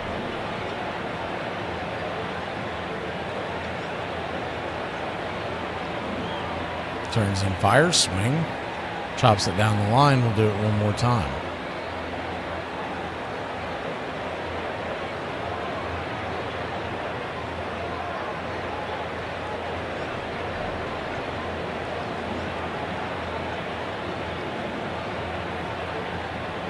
The 2-2.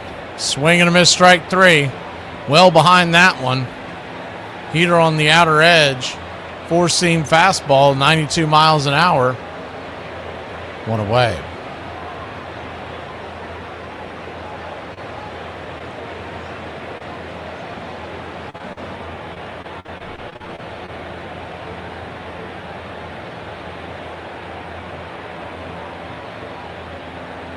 Lefty, first pitch right there. Misses outside wide for a ball. It's 1-0. 1-0. Swing, rolls it towards first. It's going to be, it's a low throw, but a good snag over there by Keith. And there's 2 down, 1-3 on the putout.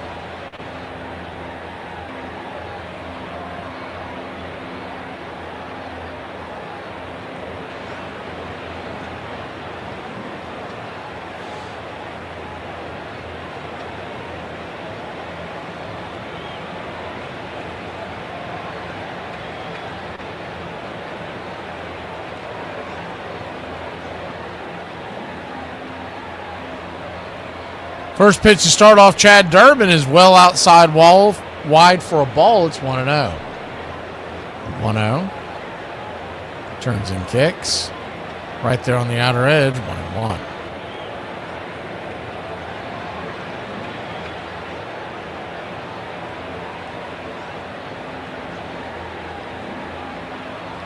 One count, swing. Line drive out, and that'll end the inning. We go through it 1, 2, 3. We go to the top of the 6th. 2-2, Detroit's turn when we return. Folks swear they be putting 2 and 2 together. How about you put 5 and 5 together and tend to your business? My mom just sent me and my sister a thing saying, you saw Hannah Montana and the Jonas Brothers 18 years ago. I peaked 18 years ago. No wonder my life has been downhill ever since. I still don't understand why 11 can't be 1-1. We got 22, 33, 44, 55, but 11 can't be 1-1? That really pisses me off. Why are arguments called a beef? That's an interesting one. No, it didn't come from Canadian soldiers throwing tins of beef around. The most favourite answer comes from America. And American soldiers during the First World War would complain about the quality of their meat, their beef, in their diets that they were given. And the word beef was associated with complaining or arguing in those days. You know what? Sometimes I think my brain has way too many tabs open. Speaker had officially become Fenway's first hero, but he was far from the last. Hugh Bradley, who was a first baseman, hit the first home run in Fenway Park. Hugh only hit 2 major league home runs, and ironically, one of them was over the left field wall at the time, which many people in the dead ball era figured that wall is so far away at 320 feet that it might take months. Ah, the left field wall. It always did have an aura about it. I suppose the dominant feature at Fenway Park would have been the left field wall in Duffy's Cliff. Indeed, the unique inclined slope that led up to the wall, named after Boston left fielder Duffy Lewis, gave Boston a true home field advantage. I have never been one to ask for permission, and I'm not begging for forgiveness.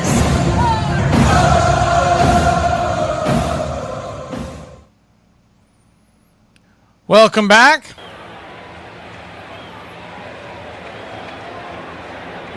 Freddie Freeman's on the paternity list, so he's out of action for a few days. Lefty-lefty matchup as Moran, the pitcher, four-seam fastball, fires it in. Swung on and fouled back by Riley Green. It's 0-1. 2-2 your score.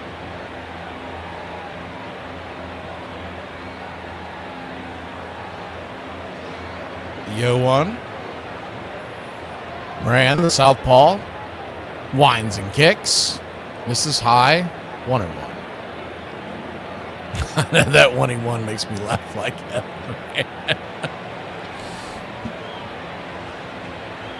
1-1 count.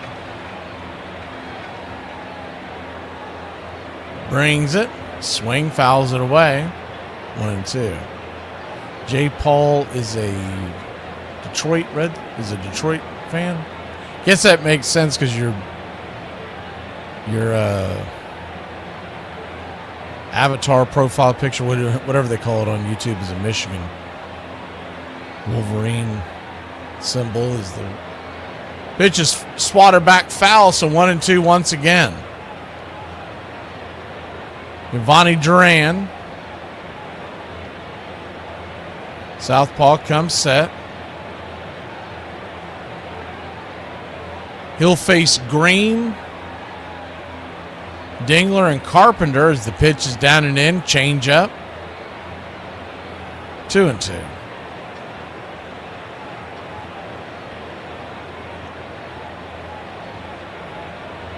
I guess they don't really televise that 2-2 in the dirt.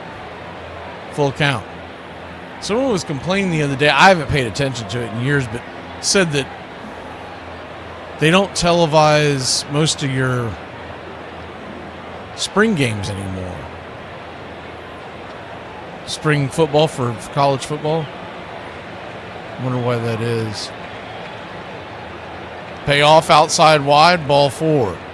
So he'll head on down to first. It's a leadoff walk issued by Moran. And Dingler will come to the bat. Green's at first, Dingler at the plate, Carpenter on the on-deck circle, and Vierling comes up to the hole.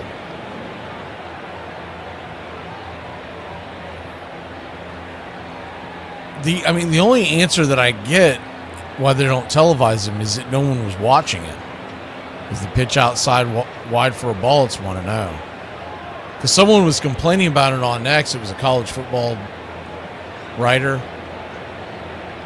And that's the easy answer to me. Because if people are watching it, they're going to televise it. It doesn't matter what it is. The 1-0 outside wide, 2-0. The time is being called.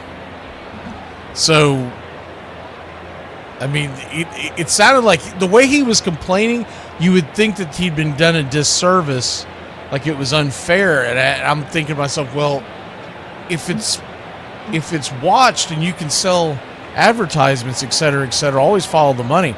If they quit televising something, it's because nobody's watching.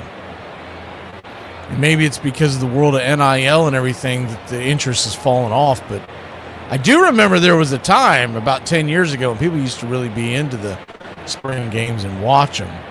When we were doing sports talk radio for all sports back then, maybe I was just more into that world and more aware of it, but I don't follow it anymore. The 2-0 down and in, 3-0. I'll still call the college games during the playoffs and whatnot, but I don't follow the offseason like I used to. After the NIL and everything else that ruined the college game,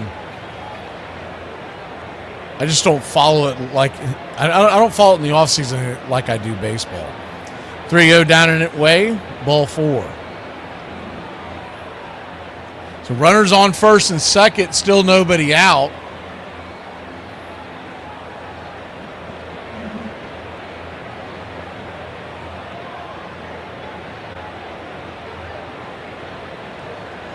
And I would tend to think with the transfer portal and whatnot, it's got to be more difficult to put on these games because just the whole mess that it's turned into. Red Sox are going to have a quick mound visit out there.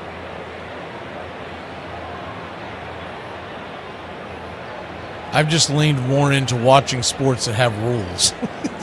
That's the short of it. Major League Baseball, the NFL, they all have rules on when you can sign guys, when you can't sign guys. It's not the Wild West. You don't see a guy for the Tigers getting mad that he's not getting any playing time and decides that he's going to transfer to the Rockies. Like, that doesn't happen. And once they started that, I was like, all right then. Enough is enough on this. People have focused too much on the NIL, not paid attention to the transfer portal is what's killed the sport and killing the sport. It's not quite dead, but it is falling off a little bit. First pitch on the way is right there at the knees for a strike. It's 0-1. The way I look at it, when we do the college football play-by-plays in the playoff time, by then those teams are locked in, those rosters are locked in. That's not going to change. The 0-1 swing, bangs it down the line, foul. It's 0-2. No 2 count.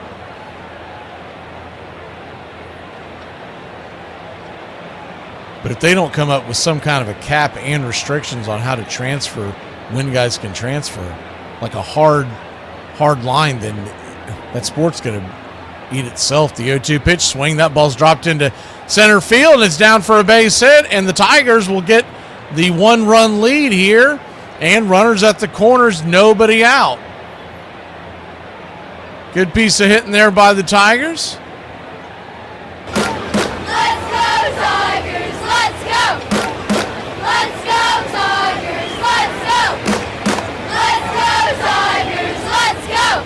Yeah, Jay Paul, that's why I've lost all interest. I used to, with my spare time, a lot of times I would listen to college football and just college sports in general podcasts. I can't remember the last time I listened to one, because they've come in with new restrictions on when these people can go in and even interview and see practices. So these guys are just sitting outside guessing like the rest of everybody else. So I realized, I don't know, it's been a couple of years. I realized it was a waste of time. We're getting a pitching change. Vierling's coming to the plate. Bases. Runners on the corners, still nobody out, and the Tigers have one across. We'll be back in a flash here on Braves Country Radio.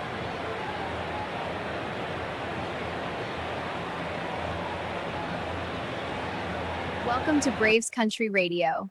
We're excited to bring you a brand new season, your home for the classic call of radio baseball.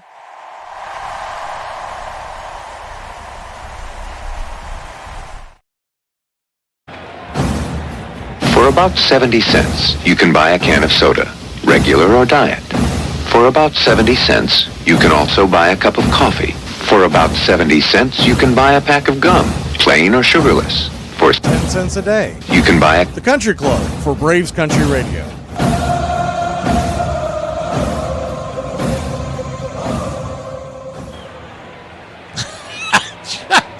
What are you talking about, Tom, doing a spring football tournament?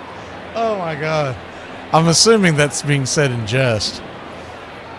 There's no reason they couldn't have a football spring scrimmage tournament. Oh, my God. Everybody would opt out of that. Even the coaches. They'd be like, nah, I'm good, man. We're not playing in that. I'm not getting fired in March because my secondary decided that they would much rather sit this out and wait for the season. Runners at the corners, nobody out. I mean, other than that, you're right. There's no reason. New pitchers, Weisert. Weisert fires the first pitch in for a strike. It's 0-1.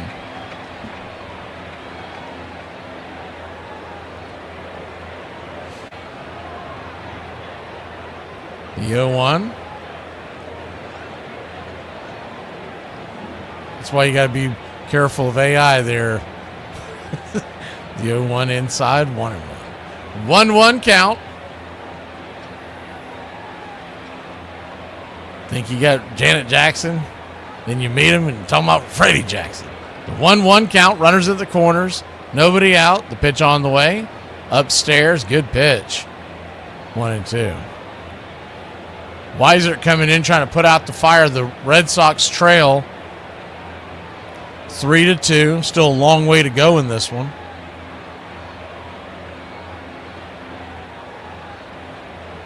Blake. You say the right thing, Balaki. The 1-2. Swing and a miss, strike 3.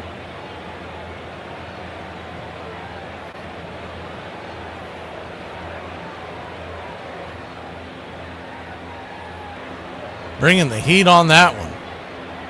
For a right-hander, Weisert's kind of a tough. You don't see this a lot for right-handers, but he comes all the way from the side. He sets up on the third base side of the rubber. First pitch swinging. 95 miles an hour. It's 0-1.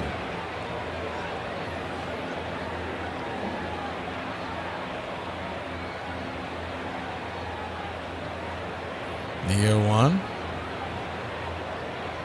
Kicks and fires. Fouls it away. It's 0-2. 0-2 count. Young Ho Lee, 1 for 2, got his first hit, his first RBI as a major leaguer, 23-year-old. I didn't realize until this morning that he was a part of that trade with the Phillies. The 0-2. Swing and a miss, strike 3. 2 down. Boy, the sky is falling in the National League East, isn't it? If you're not a Braves fan, well, honestly, if you're a Marlins or a Nationals fan, you're fine with where you're at. You weren't expecting to compete. But the Phillies and the Mets fans, they are eating each other alive on X this morning. I was scrolling through, so I didn't comment on any of it. I was just laughing. Rogers, the batter. First pitch swinging. Kicks and fires. It's 0-1.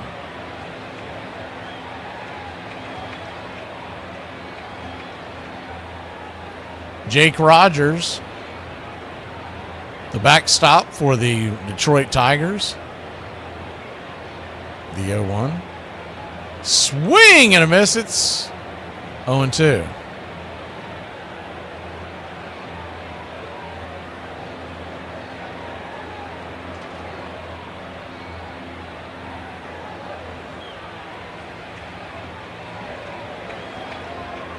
The 0-2 count. Weiser trying to dust the entire side coming in. A pitch on the way. Caught looking, strike 3. He got caught watching the paint dry, and that'll end the inning. So Weiser puts out the fire. Man, strikes out the side. 3-2. The Red Sox will grab the sticks when we return.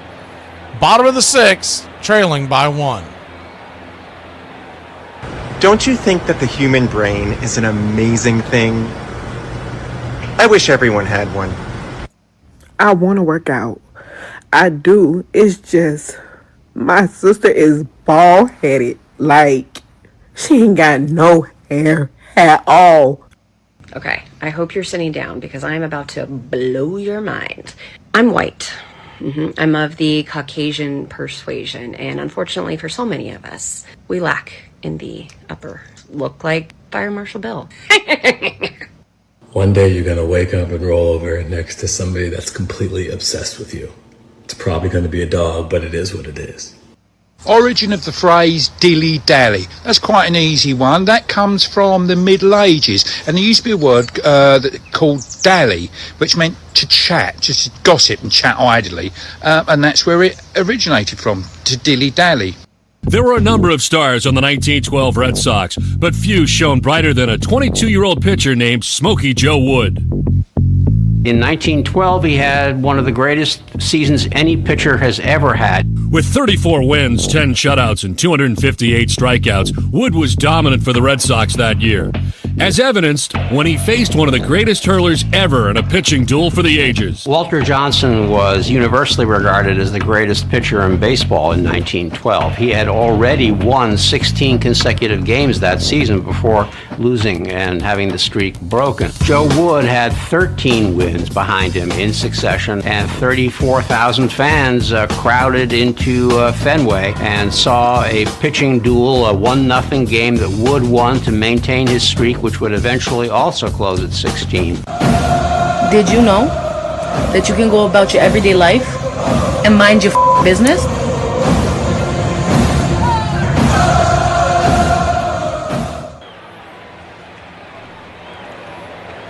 Three to 2 your score. Detroit leads Boston. Bottom of the 6th inning. First pitch misses to Meyer. It's 1-0. The 1-0. Swing, slaps it over to short. That'll be an easy 6-3. Got him by about a step. Meyer busting it down the line. 1 away. Turned into a bullpen game. And Herter, who came in for Flaherty, he's out there once again. There's a right-hander warming up in the Boston pen. I haven't seen any movement in the Detroit pen. Wenceel Perez is in for the Detroit Tigers. He's now in right field, replacing Carpenter. Pitch on the way is right there for a strike. It's 0-1. The 0-1.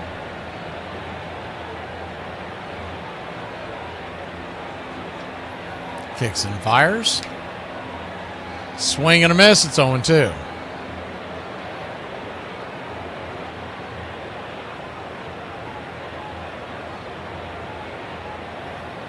Oh, that's right. Happy 420 today. I forgot it's y'all's holiday. The 0-2 pitch.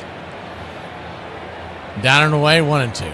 I'm sure a lot of people who celebrate 420 will forget that it's 420. 1-2 count.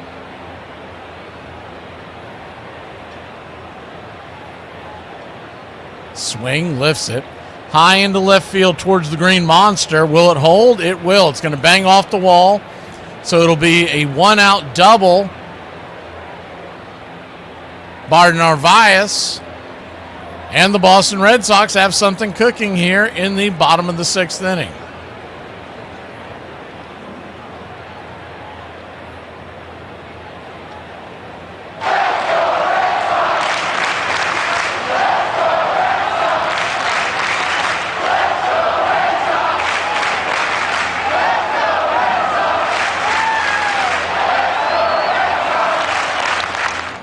As far as I know, it is, Rich. I mean, that's the way it was back in my early partying days. Remember, we used to have.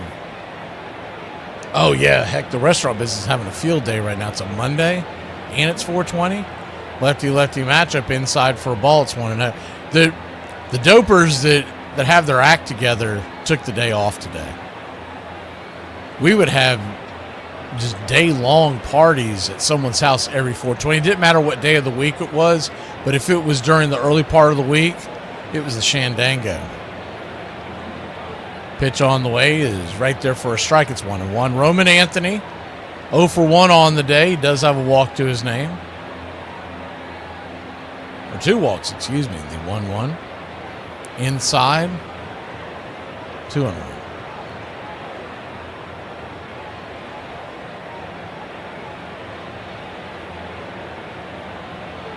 2-1 count. I can remember us having a keg party on a 420. The 2-1 inside 3-1. Man, that keg was barely touched. We had a kegger, and all of his drinkers. Not a lot of them came to the party. We thought more drinkers would come. It was mainly. By the way, the base was stolen at third base. They didn't show it at the time, but they stole third. The 3-1 chops it foul. We'll do it again. So the infield's in now on a full count. There was no throw made. For some reason, he still belly flopped, but stolen base over there for Narvaez. So a full count. So now Anthony's just trying to lift it to the outfield to tie the game.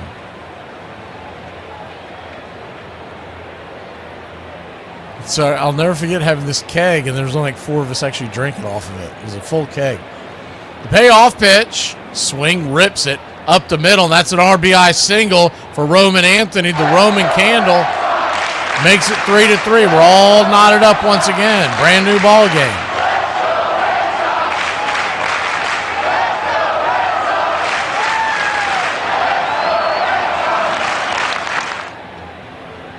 Hard hit ball up the middle. That infield being in, I don't know if that would have made a big difference. That ball was a line drive over the second base bag.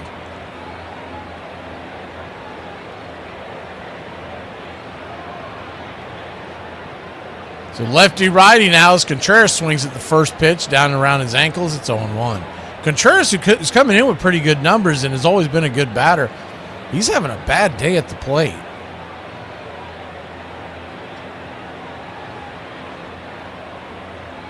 The 0-1. That changeup missed. It almost rolled up there to the plate. Flips it over to first real quick to keep Anthony close by.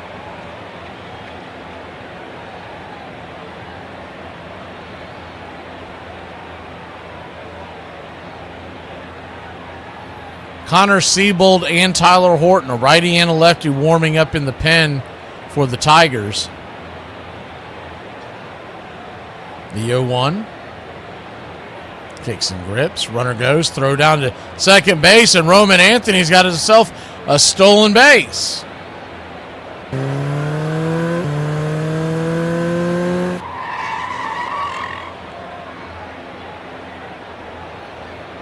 Pretty good jump, and that was a bad high throw by Rogers. I don't know if he lost the grip or something because the ball just looked like it floated out of his hand. He must not have had a very good grip on that. So runner in scoring position now. In the 1-1 to Contreras. Wilson punches it foul over the first base dugout. It's 1-2.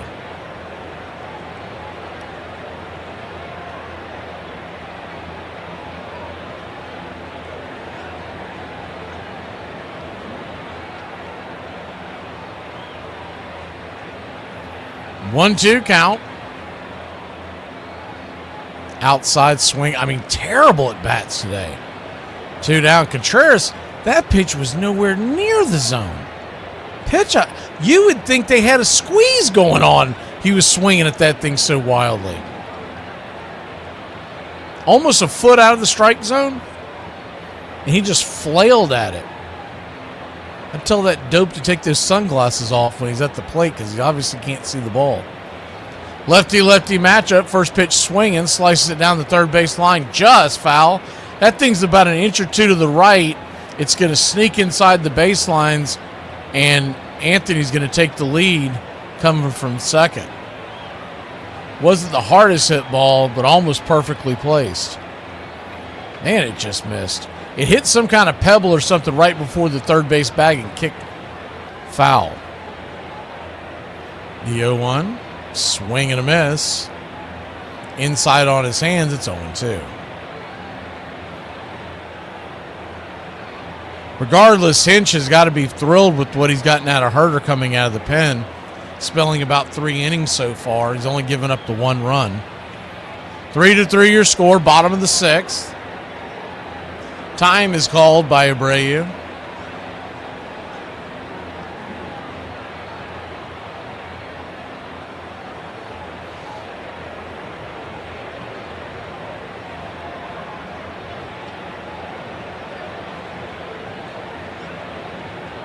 The 0-2.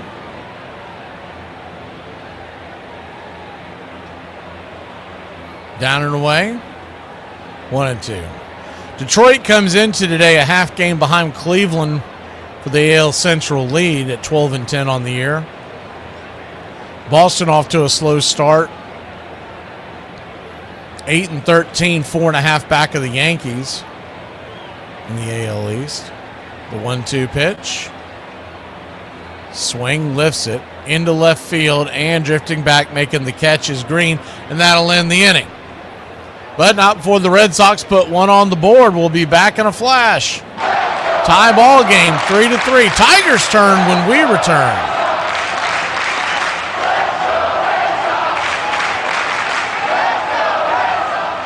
Well, I named my dog 5 miles. Everybody at work said, "Ugh, what'd you do yesterday?" I said, "I walked 5 miles.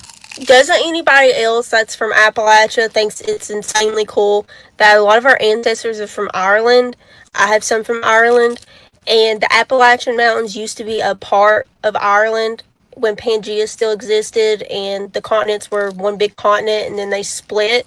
And like this mountain range is technically the same mountain range that's in Ireland. And then our ancestors came over here, and they just was like, yes, this reminds me of home. Isn't that cool? Okay, now, we're gonna need a business manager to help us avoid paying taxes. Taxes? A tax is a terrible, hairy, liberal monster with big teeth. And the only thing that can stop the terrible tax monster is a Republican. Who wants to be a Republican?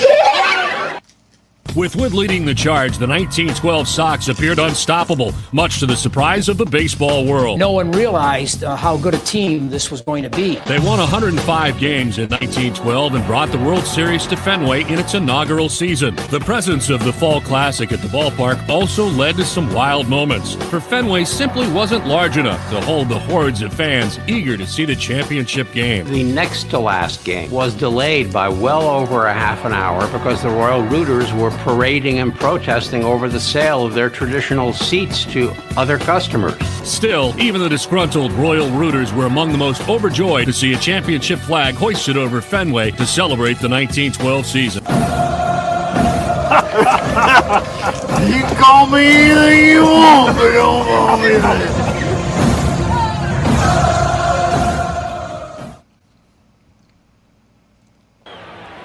3-3 your score, top of the 7th inning. McGonigal standing in, righty-lefty. The sinker misses inside. From Garrett Whitlock, it's 1-0. Yes, sir, how sweep it was. The 1-0. Check swing, did he go around? He did, 1-1. Third base umpire, Lance Barksdale. And McGonigal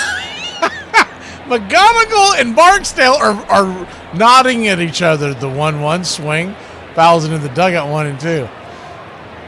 So they checked down the line, and he rang him up with his right arm to indicate strike.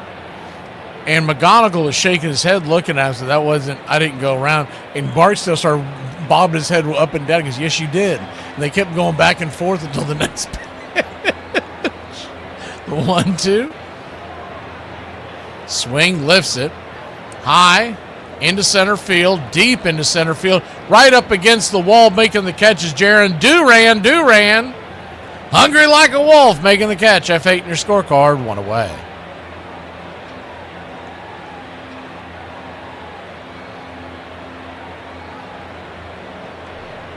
That was a funny exchange between McGonigal and Barksdale. McGonigal, the rookie, is batting .309 even after that out.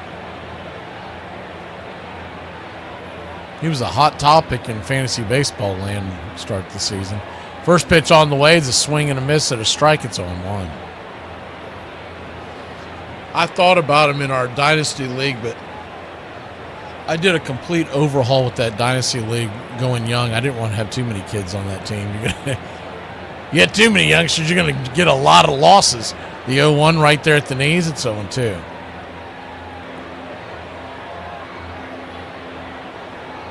(0-2) count. Strike at the knees, and the ABS challenge. Tigers challenge the strike. Call is confirmed. And that's it for challenges for the Detroit Tigers. Boston still with 2. The 0-2, down and away, 1-2. I'd like to see some kind of data on my hypothesis, which is I believe with the ABS challenge, is the 1-2 fouls it away. Or at least specifically in the games that I've covered, not just the Braves, but all the games that I've covered, I don't feel like we get as many replay challenges because of the ABS. 1-2 count. Swing, slaps it over to first. Line drive, L3 in your scorecard, and there's 2 down. And I might be wildly wrong about that, but it just feels like that before the ABS challenge, we were getting... It was always a thing midway through the game on whether or not you were going to challenge it. And maybe the replay system's gotten to the point where the people in the dugout understand what they should and should not challenge, and they just don't do it as much anymore. As the pitch on the way is fouled back out of play, it's 0-1. But we get a lot more ABS challenges, that's for sure, than replay challenges. And it feels like that the replays have gone down quite a bit. The 0-1 count. In the dirt, 1-1.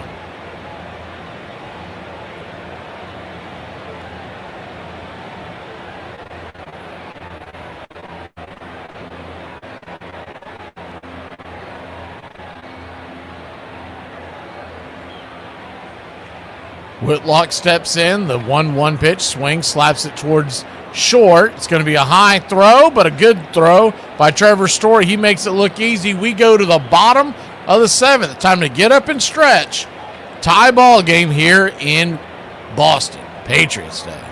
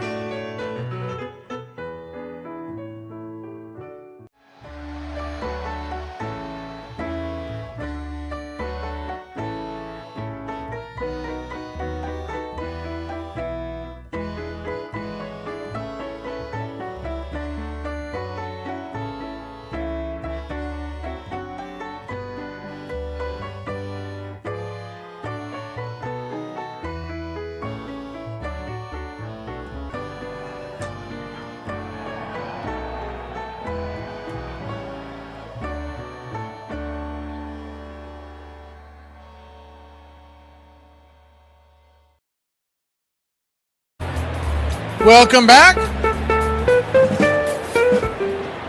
Tyler Holton fires the first pitch to start the inning. To Yoshida, lefty-lefty matchup. It's 0-1. The 0-1 pitch, swing, laces it towards center field. That's down for a base hit. And it's a leadoff single for the Boston Red Sox to start their 7th inning. 3-3 your score. Tyler Holton on for the Tigers. Really good piece of hitting there by Yoshida.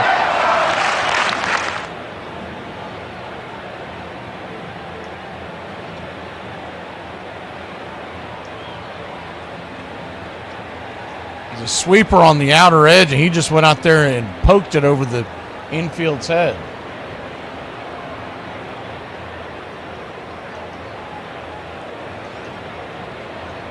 Trevor Story, the batter. First pitch misses for a ball. It's 1-0. Lefty-righty matchup. The 1-0 to Story. Kicks and fires. Down and away. And it is 2-0.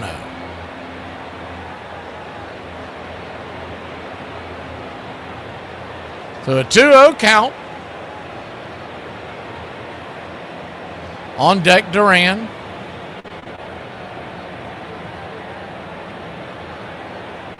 Ball 3-0. Really missing the mark here with these pitches.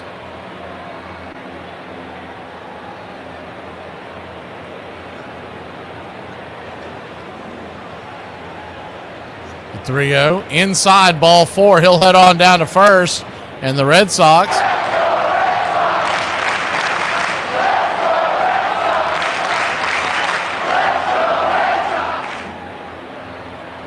have a runner in scoring position with nobody out.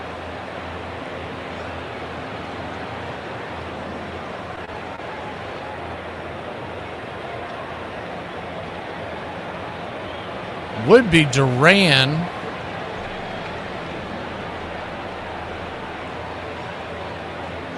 I think Isaiah Connor Follett. It is. IKF is coming to the plate to hit for Duran. So lefty-righty. Runners on first and second. First pitch on the way, showing bunt and punches it foul. It's 0-1. Man, Duran's got to feel good, right? You pinch hit for him and you're going to bunt. The 0-1.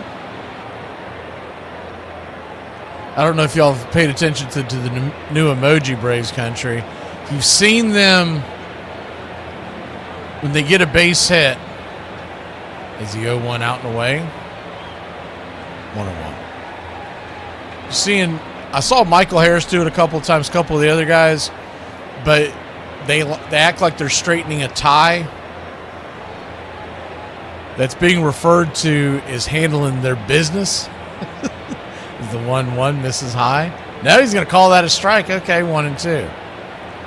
And so that's the new emoji right there that we're putting in the chat. What we did is I don't know if I have it available on this one. Let's see in a second. The 1-2. Punches it down the first base line. And strikeout. So they pinch hit with Isaiah Kiner-Falefa, and he bunts a foul strikeout. Great strategy.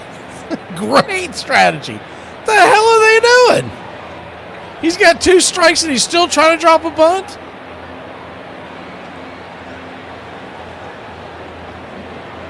We still have that one clip we used to have a long time ago. God! I'm surrounded by idiots! Idiots! First pitch on the way is down and away for a ball. It's 1-0. 1-0.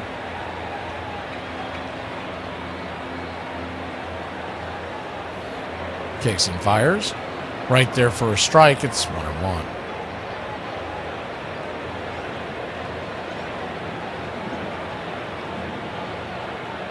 One count. There it is. That's the emoji. Pitch on the way. Fouled away, cutter. 1-2. I had to switch it back real quick, so hopefully you got a look at it. But basically, it's a baseball player straightening a ties, a Braves tie. And they're calling that handling their business. I thought it was pretty funny when I saw it the first time. The 1-2 pitch swing up the middle and bobbled, going to throw it to third, the only place to go. And everybody's going to be safe, so the bases are loaded. Torres was hoping that the runner going from second to third would overrun the base and they could get a tag on the back end. But smart base running by Yoshida.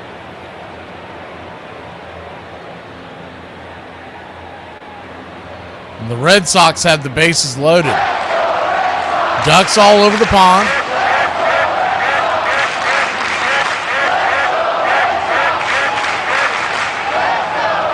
Quick mound visit out there. Is Fetter's going to go out there and talk to his pitcher Holton. 14 pitches in, and he's faced the minimum, so they can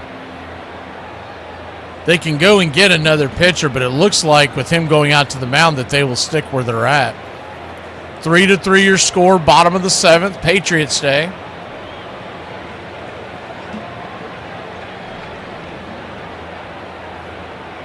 Rafaela the batter.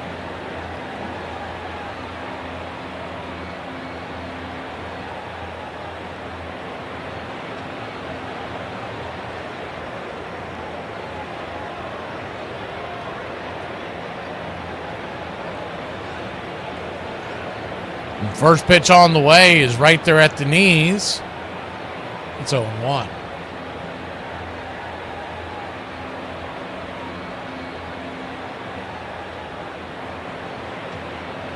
The 0-1. Kicks and fires, swing and a miss. It's 0-2. So an 0-2 count.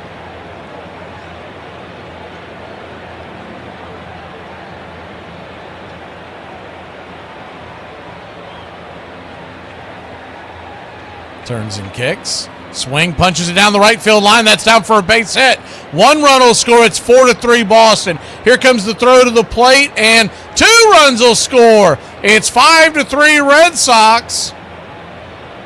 Good piece of hitting there. 2 RBI single. by Chad Durbin. His second hit of the day. Not a hard hit ball. They went to the outside, and he just punched it past the diving glove of Keith. As they were playing him to pull, they pitched him outside, and he went with the pitch.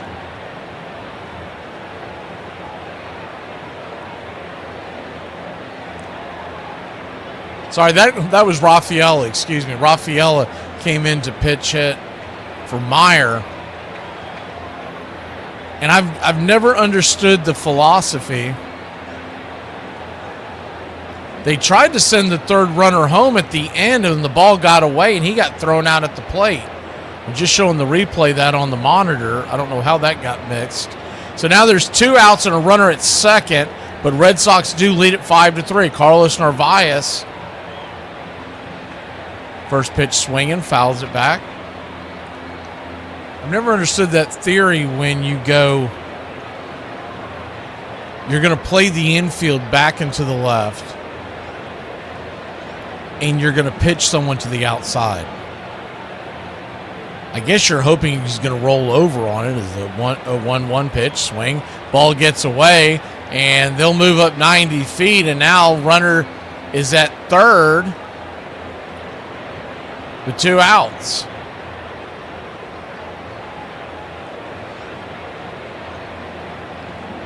So just 1 runner on the base.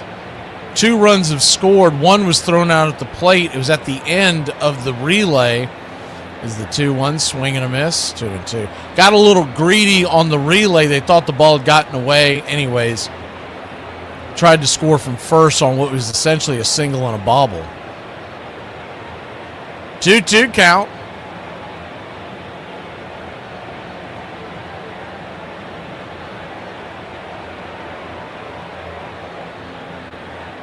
Kicks and fires. Swing, rips it up the middle. That's going to be a tough play. Torres has it, fires it to first. Throw gets away. Run scores, and the Red Sox have a 6-3 lead. It's going to be an E4, although I don't know. We'll have to see if they actually give him an error. That was a tough play. They were playing them on the shift once again, and the ball was hit to the left,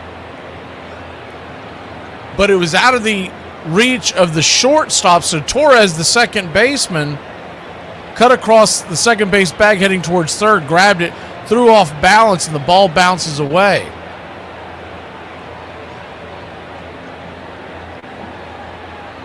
Pitch on the way, down and away to Roman Anthony. It's 1-0.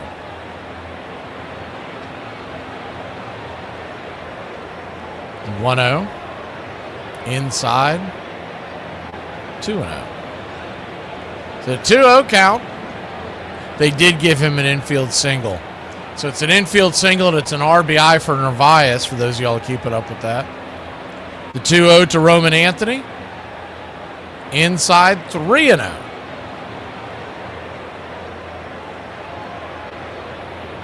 3-0 count. Red Sox once trailed this 3-2, but they have scored 3 here in the 7th to take the 3-run lead. The pitch is inside, ball 4, so he'll head on down to first.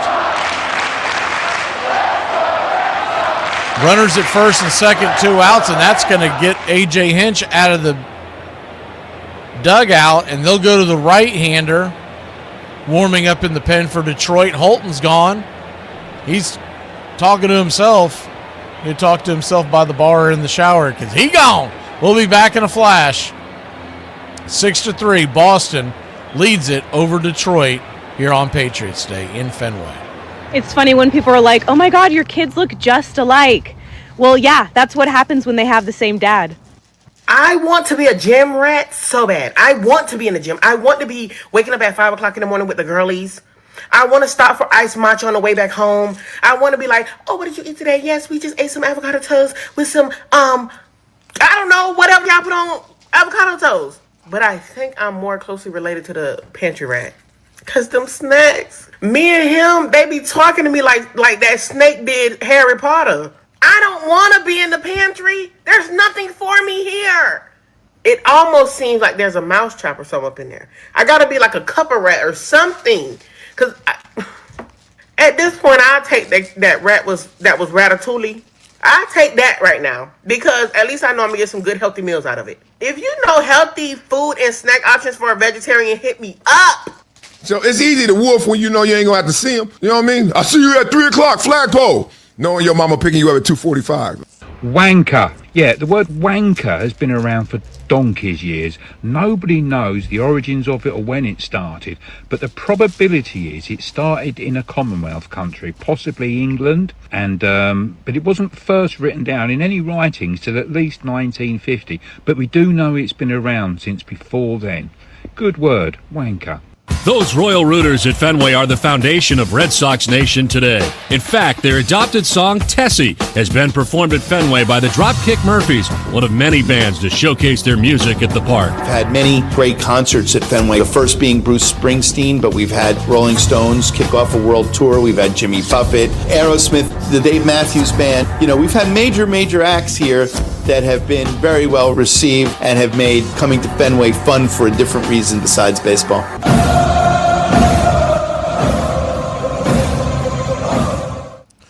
Wilson Contreras, who's had a terrible day at the plate, stands in. Righty-righty matchup. First pitch on the way. Swing, lifts it. Into center field, deep center field. Drifting back, making the catch on the run for a loud out. Number 3 is Veerling. We go to the 8th inning. Red Sox on top. 6-3 here in Fenway on Patriots Day. 106 miles from Chicago. We've got a full tank of gas, half a pack of cigarettes. It's dark, and we're wearing sunglasses. Hit it. I have come here to chew bubblegum and kick ass. And I'm all out of bubblegum. It's happy hour. When wins become losses and losses become wins. You guys going to happy hour? I'll come for a couple. Just a couple, though. Not like last time. I need a drink. When buying a beer, buying only one beer can cause a misalignment in your spine due to the uneven weight distribution. This can cause unnecessary back pain and potential spine issues. To prevent this, carry 2 beers, ensuring your body is balanced and proper health maintained. Afternoon, everybody. Put my pants on, one leg at a time. Does Barry Manilow know that you raid his wardrobe? Guess what? I got a fever, and the only prescription. Ladies and gentlemen, we interrupt our program of dance music to bring you a special bulletin from the Intercontinental Radio News. You're in Braves country. They're making it laws where you can't drink when you want to. This stinks! Pretty soon we're going to be communist country. This is total BS! Yeah. I'm in the Lord. You gotta understand it. We're on a mission from God. I'm on the radio every day!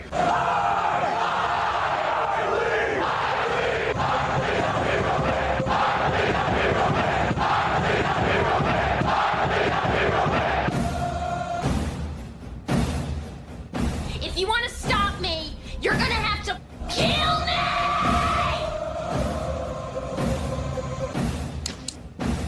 And you, music lover, you're next.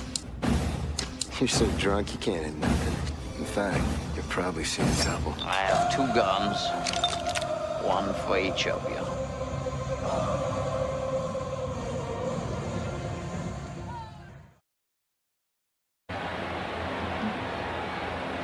IKF is going to stay into place second for the Red Sox after coming in for Duran for what? I don't know what.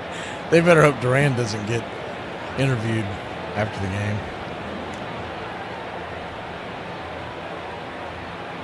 Rafaela goes out to center field, which that in theory is just good practice because he's outstanding glove man out there in center. But first pitch on the way to start the inning is a 4-seam fastball ripped up the middle, and it's a leadoff single by Riley Green and the Detroit Tigers. 6-3 your score, top of the 8th.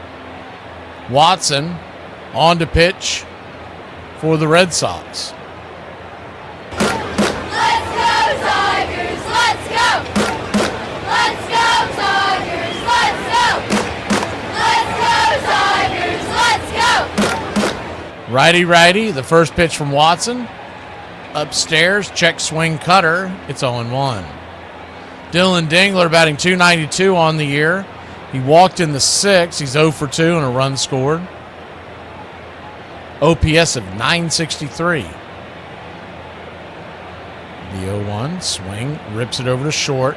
Short hop by Story. He'll fire it to second. It's going to be a 6-4-3 attempt at a double play.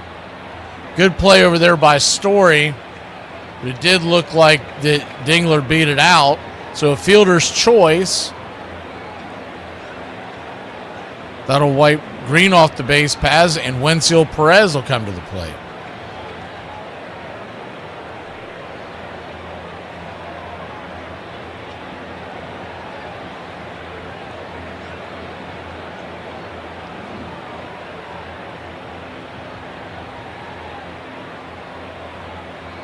Righty-lefty, first pitch swinging, bobbled, kicked, bumped, and IKF comes to play second base, and he'll quickly get an error. So runners at first and second, 1 out.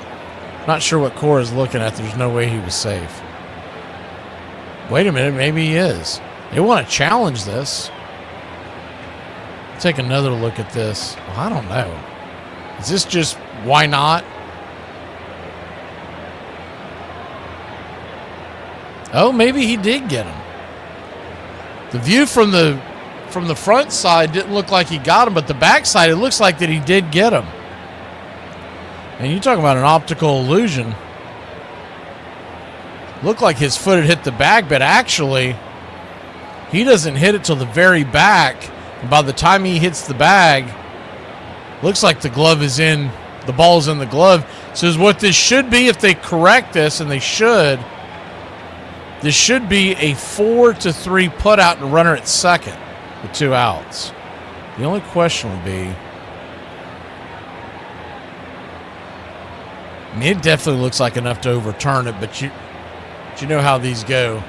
Sometimes they do the cop out and they'll say that he definitely got him. But the question will be, do they believe it's enough on the replay to overturn it? You can see the ball hit the glove and then the foot hit the bag. It's a bang-bang play for sure.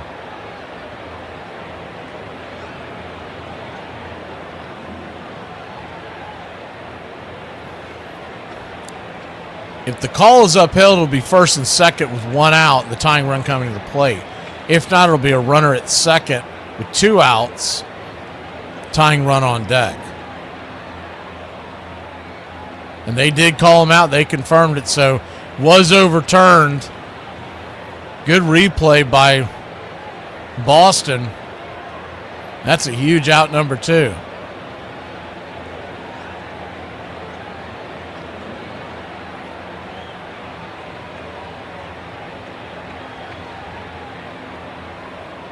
When IKF bobbled the ball, there's only play he had was to first. They would have never turned 2 to begin with because of the speed on the base paths, but they would have gotten the lead runner if he decided to go.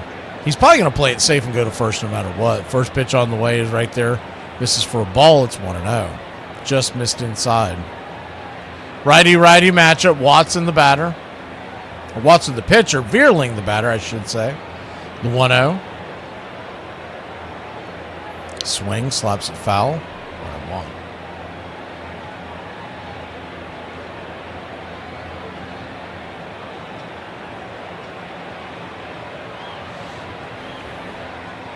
Masataka Yoshida, it's funny, he's hitting .303 this year with an .859 OPS. If y'all were with this during the spring, you remember they were talking about trying to get rid of him. Is the pitch inside? Did he go around? He did not. 2-1. And you look at this batting order of the Red Sox, he's one of the few bright spots. Abreu's hitting .300 with an OPS of .844. Contreras has an OPS of .870. Yoshida, .859. That's it. The 2-1 down and away. 3-1. Everybody else is either under 700. Roman Anthony barely at 704. But I mean, that's not what you paid Roman Anthony to do at the top of your order. So there was so much talk about sending Masataka Yoshida to a trade, and now he's hitting in the middle of that lineup. Because when the suspension came down for Jurickson Profar, we were talking about on Braves Country today the possibility the Braves could go after him. Chapman, by the way, is warming up in the pen for the Sox. The 3-1 pitch, swing, lifts it.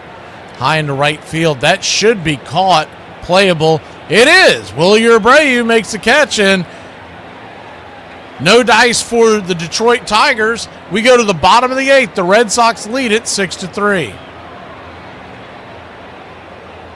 Hey, Bobby, look, I'm American. I think I'll use my credit card. Do you guys have anything non-dairy? Anything gluten-free?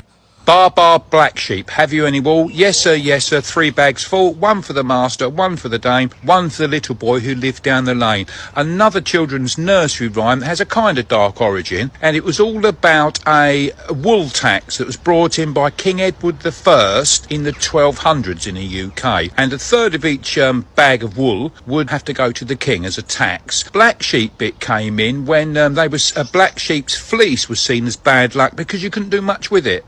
It's probably given to the poor people or the little boy who lived down the lane to make clothing or whatever from. But you couldn't dye it or anything, so you couldn't sell it to industry to be used in that way. This is an easy one. October, the New York Giants will win more games than the New York Mets. Excuse me? In October, the New York Giants will win more games than the New York Mets. Boston is a beautiful city, historic, charming, brimming with pride. And at the heart of it all is a slice of Americana that has stood the test of time. Fenway Park, it transcends baseball. It looks the way it's always looked. It is where it has always been. And it is a source of continuity for people throughout generations. In the early days, this century-old landmark seemed to be the perfect good luck charm for baseball in Boston. In 1912, the Red Sox won their first World Series at Fenway. 2 years later, the Boston Braves, who borrowed the park for the Fall Classic, got to celebrate as well. But it was the Sox, winning 4 titles in 7 years, who dominated. They were, you could say, the Yankees the first 2 decades of Major League Baseball. They were the dominant team. They had everything, and they had a particularly good left-handed pitcher. Now here's an up-and-coming young player. The name is Ruth, George Herman Ruth.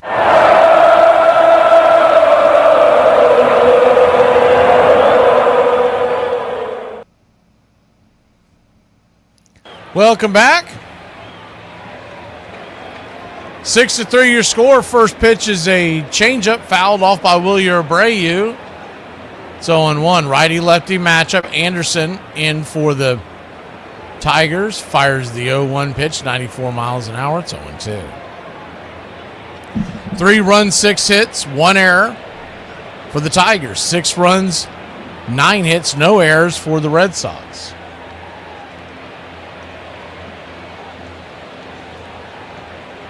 The 0-2 fouls it away. We'll do it again.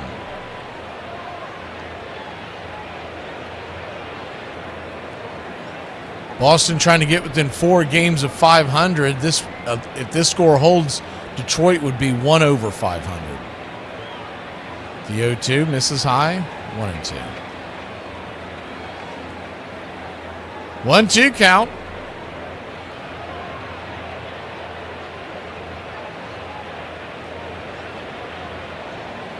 Swing, fouls it away. We'll do it again.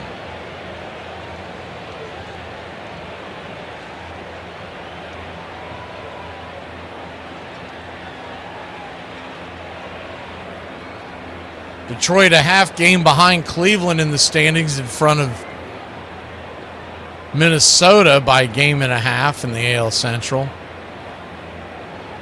Royals 7-15 to start the year. They're 5.5 out. Pitch is outside wide, 2-2. 2-2 count.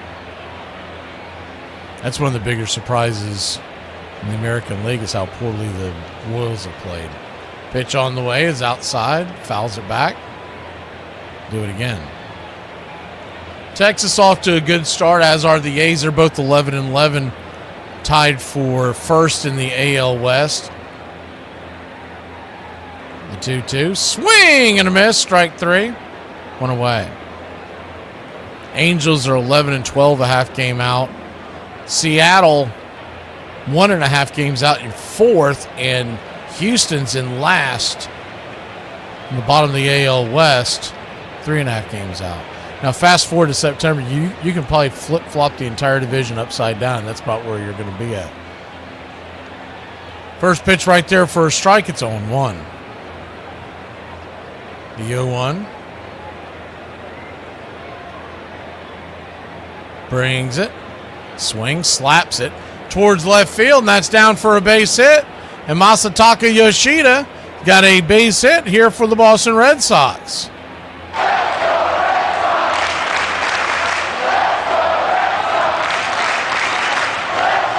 Not a hard hit ball, but he slices it into left field, and that'll raise Yoshida's batting average to .324 on the year. I'm telling you, the Braves should have been on the phone, man. They should have gotten him. Should have got him while they could.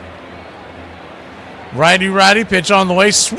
That ball is scalded into center field. Down for a base hit. Trevor Story will send Yoshida down to third. Here comes the throw. And are they gonna send him home? No, they're gonna bring the back. He has to dive into third. He almost got thrown out. But it's a double by Trevor Story. 6-3 your score. Runners at second and third, one out. Vierling on the play was charging the ball, trying to cut it off before it hit the pass, and he overran it for a second. And they thought about sending him. Changed their mind at the very last second. Red Sox third base coach Kyle Hudson putting up the stop sign at the very last minute. First pitch down the way to IKF. It's 1-0. He bunted foul. He did another bunt. That ball almost hit him in the head, too, by the way. The 1-0 pitch swing. Slaps it into right field. That's down for a base hit. That'll score 2 runs, and it is 8-3 Boston. They must just not believe that IKF can swing the bat.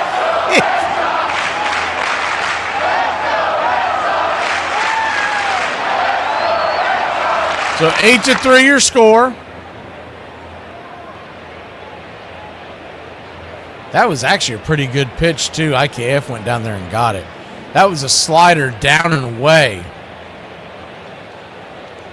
And he went down out of the zone and punched it into right. First pitch is down and in for a ball. It's 1-0.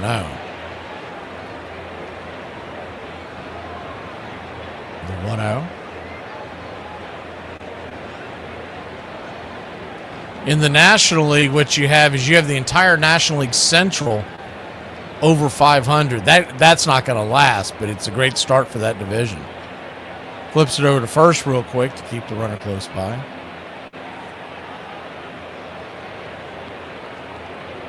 The Giants are off to a slow start, 9-13, but they have played better than their last 10. They're 5-5.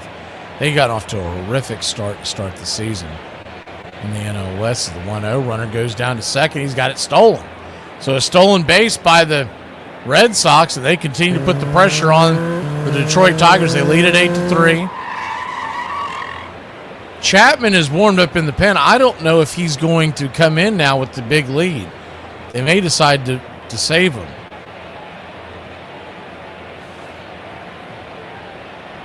Red Sox 8, Tigers 3, the 2-0. Down and away. 3-0.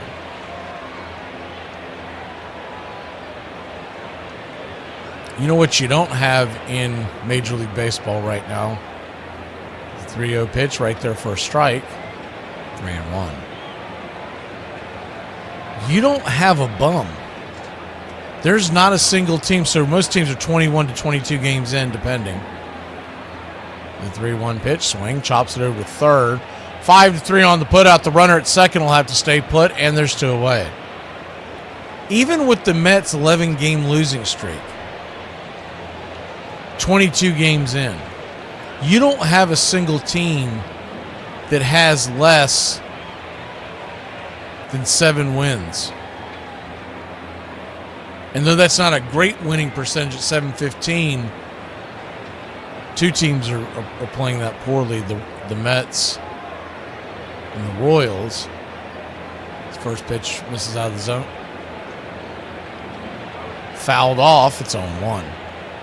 You don't have a team that's sitting there. The 0-1 pitch, swing lifted, high and deep into left field, going back towards the monster, and another leaping grab out there by Riley Green. Second one today. We go to the top of the ninth.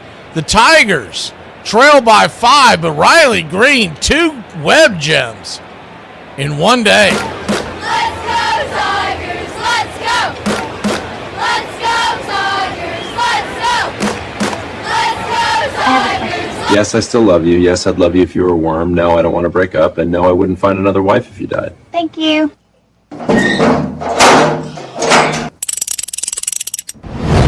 3 years since he sacrificed successfully. Hits a base hit to right field. That's going to bring Strawberry home. Bass's throw offline. Strawberry scores and Knight goes to second. Pitches outside, gets away from Ashby, comes to the backstop, Knight scores, and it is 6-4 Mets. Off Davis's glove, into right field, base hit, and Backman scores from third, and it is 7-4 Mets. You know how seasons have official start and end dates. I don't follow those dates.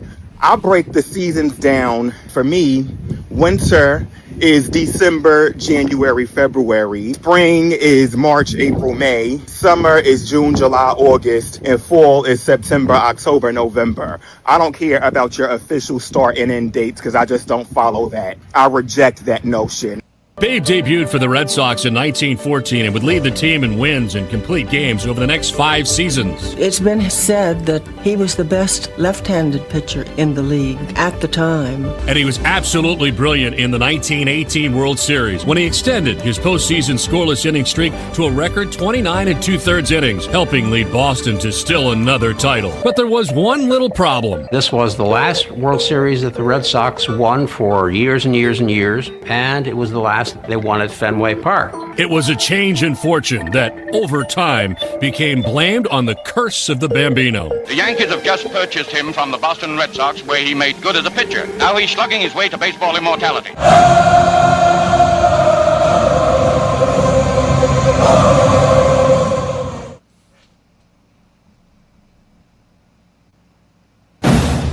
Do you see what you get? That was a little premature.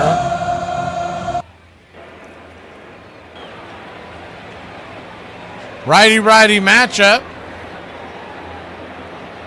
As we go to the top of the ninth, first pitch, swing and a miss at the cutter. Watson back out there to Lee. It's 0-1. Boston now leading 8-3. They have sat Chapman down. The 0-1 swing, rips it towards the Green Monster. It'll actually bang off the Monster next to the Monster Energy drink sign, and it's a leadoff double for the Tigers. So a good piece of hitting by Lee.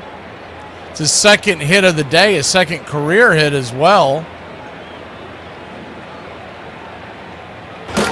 Let's go, Tigers! Let's go! Let's go, Tigers! Let's go! Good to see you, Coco. Tigers! Let's go! Jake Rogers 1 for 3 on the day. Righty, first pitch on the way. Up top for a strike, it's 0-1. Braves country today will be 5 p.m. today, a little different time with the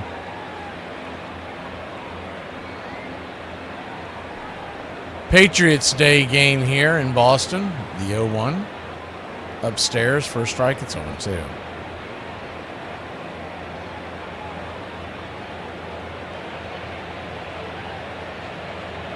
Oh, 2 count.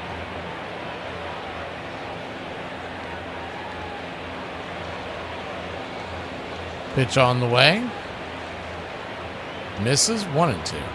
So 1-2 count. What are all these numbers you're putting in here, 21? I think you might have. You need a puff give, man. You gotta quit bogarting. The 1-2. Check swing. Did he go around? They checked down the first base line. He did not. 2-2.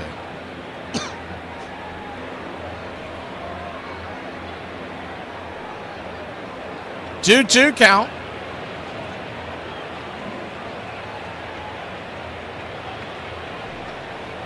I know, that's what I'm saying. That's what I'm saying, Rich. The 2-2 swing, chops it on the ground, 5-3 on the putout, and there's one away. Runner stays at second. They do have Chapman starting to stretch again. They're trying to prevent from having to use them. As long as we're putting random numbers in there, I'll go ahead and throw that one. I still don't know what the hell that means. Nor do I care. They had another trend they were trying to explain yesterday on TikTok, and I was like, I don't care about any of this nonsense. First pitch on the way, it's high and out of the zone, it's 1-0. And the fact that when one of the Gen Zers tries to come in and explain it, is the 1-0 right down the pipe for a strike, it's 1-1. And they can't explain what they're trying to tell you. Tells me they don't know what the hell it means either. 1-1 count. Check swing. Well, the 7:15, those are actually pretty late starts. That's only for the Atlanta Braves. They were doing 7:20 till a couple years ago. You might be fairly new to it. But the 2-1 pitch. Swing, fouls it away, 2-2. And that's why I've been pushing for, they need to have a uniform time where games start, except for like early games, but an evening game, it should be 7:05 local across the board. So a fan knows, a fan understands that, okay, they're in Central Time today, but I still know it's going to be 6:05, 5:05, 4:05, whatever. The 2-2 fouls it back, we'll do it again. If it's 7:05 local, then the Dodgers are going to play at 10:05, the Braves 7:05. There's no reason to wait till 7:15, because one of the things that people don't realize when they do this, and I've had friends that complain about this for years, is it's hard for them to get their kids into baseball because the kids want to watch a baseball game, but nobody wants to start watching a game at 7:15 till a couple years ago, 7:20. Because the kid has to go to bed around 9. You can't convince the kid to watch half a baseball game. Full count. Swing, rips it. High and deep. That ball's got legs, and it's going to get off the wall. It's going to score a run, and it's 8-4. Did he not score? He did not score. They held up. All right, it's 8-3. Runners at second and third with one out. We're going to get a mound visit now. I don't know why he did not score. I mean, he must have been tagging. But why are you tagging down 5 runs? Let's see where this went. Yeah, he started to drift back to tag. You got to be far enough away so that if the ball does fall, you can score. Not that it matters a whole lot down 8-3, but you darn sure shouldn't be right next to the second base bag. I mean, that's bad base running. And he's getting an earful right now from his third base coach.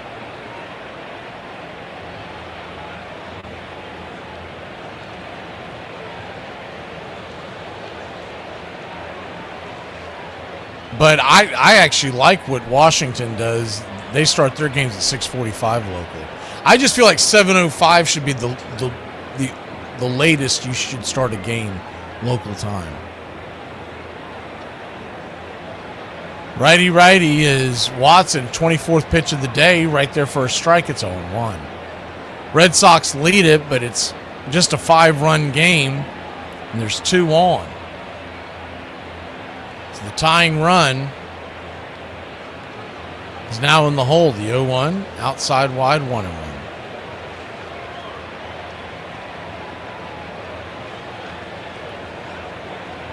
Well, the reason why they haven't put Chapman back in is because Chapman sat down, so they're having to warm him up again. He'll probably be ready after this at bat. The 1-1 pitch, swing, slices it foul, 1-2.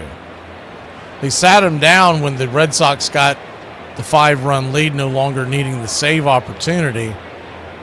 So they're hoping not to have to use Chapman, but now that he's up again, he may come in regardless, because now you've gotten him, as they call him, they've gotten him hot twice, as they say. So you might as well bring him in at this point. 1-2 down and away, 2-2. So a 2-2 count.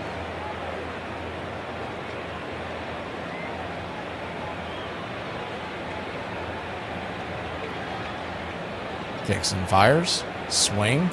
Pops it up. Back out of play. We'll do it again.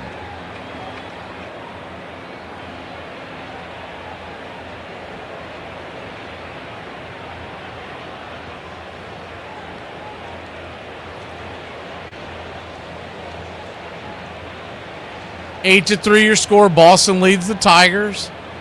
The 2-2. Swing. Punches it towards right field. That's down for a base hit. 1 run will score. They'll go station to station. It's 8-4. And now the tying run moves to the on-deck circle. Cora's at the top of the steps, ready to make his move. He's waiting to see if they announce someone else for a pinch hitter. And here comes Aroldis Chapman. He's warmed up again. He'll be coming out of the pen. 8-4 your score. We'll be back in a flash. Game on the line here in Boston. If you are having an affair and you don't want your partner to know, simply change that lover's contact name in your phone to Scammer. This way, your primary partner will not question why you are getting so many calls.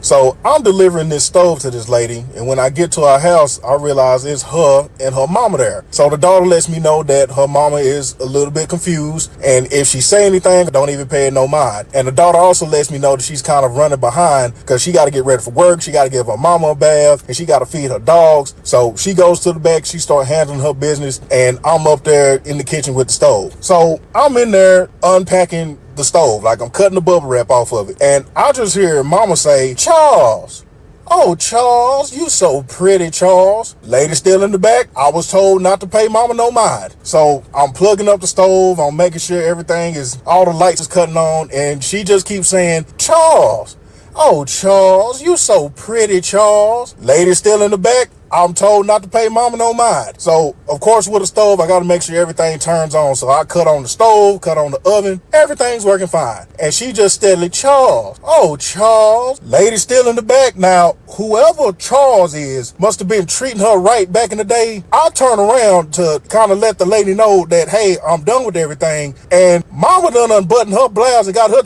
out. And she just steadily, "Oh, Charles, Charles." Woo! Ran the center, I swear. It was one of the most short-sighted decisions in the history of baseball because it sent the greatest player of all time to the rival, hated New York Yankees. Not only did Ruth now belong to the Yankees, so did a piece of Fenway Park, thanks to Boston's cash-strapped owner, Harry Frazee. Frazee had many other businesses, most relating to Broadway, that drained him of cash. So he was forced to mortgage the park to the owner from New York, the beginning of a very dark period in Fenway history. All right, we got the game on the line. Spencer Torkelson's coming off the bench to face Keith. Runners on the corners, 1 out. Lefty-righty matchup. Chapman kicks and fires. First pitch swinging, rips it down the third base line. It's 0-1. Aroldis Chapman. That was 97 miles an hour. Fastball coming in, 95 off the bat off of Torkelson. Torkelson batting 182 on the year, off to a slow start, 560 OPS. The 0-1, runners at the corners. 8-4 your score. The pitch, down and away, slider misses. And 1. On deck is Riley Green, and then Dingler.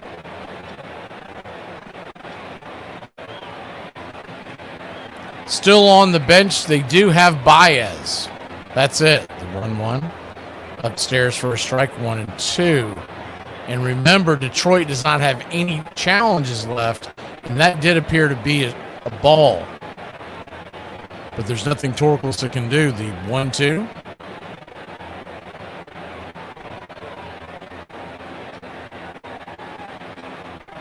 Swing, fouls it away. 99, bringing it. Do it again.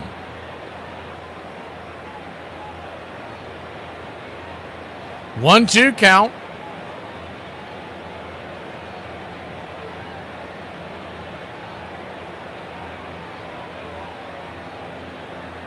Turns and fires. Just misses 2-2. Try to go with the splitter off the edge. That's the mix that you will see from Chapman. He brings a four-seamer up in the high 90s, a sinker, a splitter. The 2-2 count. The slider. Is that pitch? Sinker. 99. Fouls it away.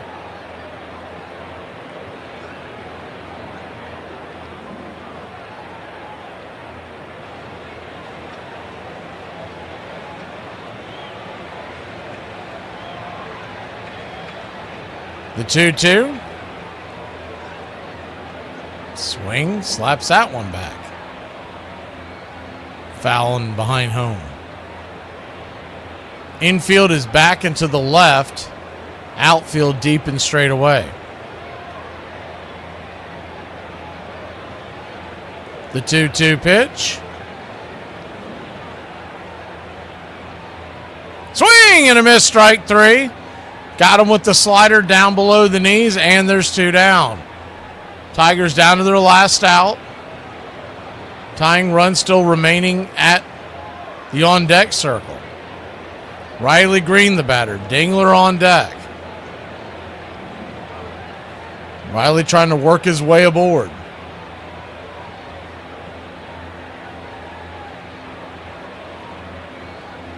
First pitch, right down there.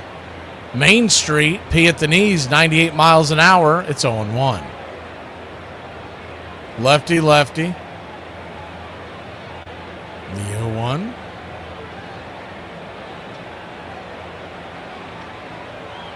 Chapman turns and kicks. Swing! That ball's ripped into center field, down for a base hit. And Rafaela misplays it, and it goes over his head.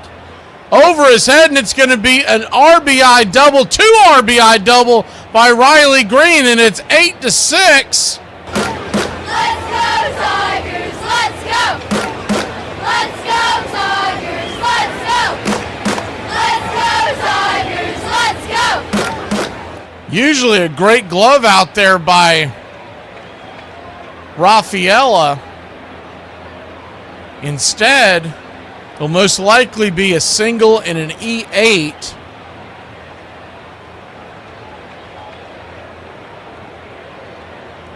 And the tying run is at the plate. First pitch on the way to Dingler's right there for a strike. It's 0-1. Drop the slider in there on him.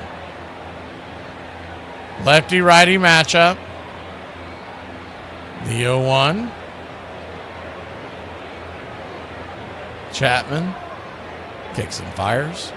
Swing and a miss. It's 0-2. Tigers down to their last strike. Dingler.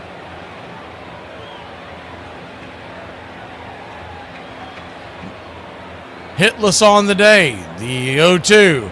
Swing, rolls it over towards short. Story's got it. Grabs it. Fires it to first. Low throw, but the grab is made by Contreras, and the Red Sox win 8-6. 8 runs, 12 hits, no errors for Boston. 6 runs, 10 hits, 1 error for Detroit.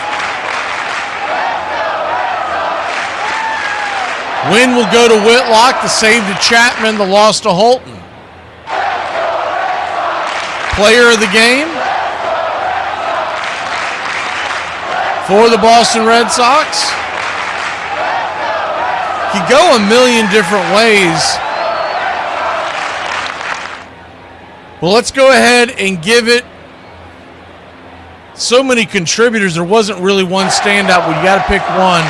We'll go ahead and give it to Yoshida. He went 2 for 4, scored 2 runs, raised his batting average to 324, his OPS to 889.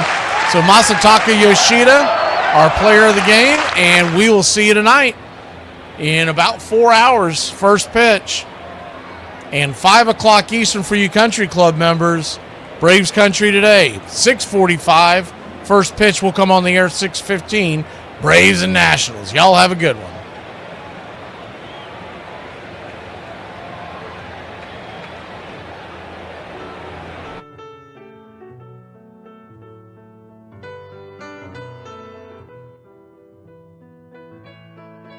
Casey at the Bat by Ernest Lawrence Thayer.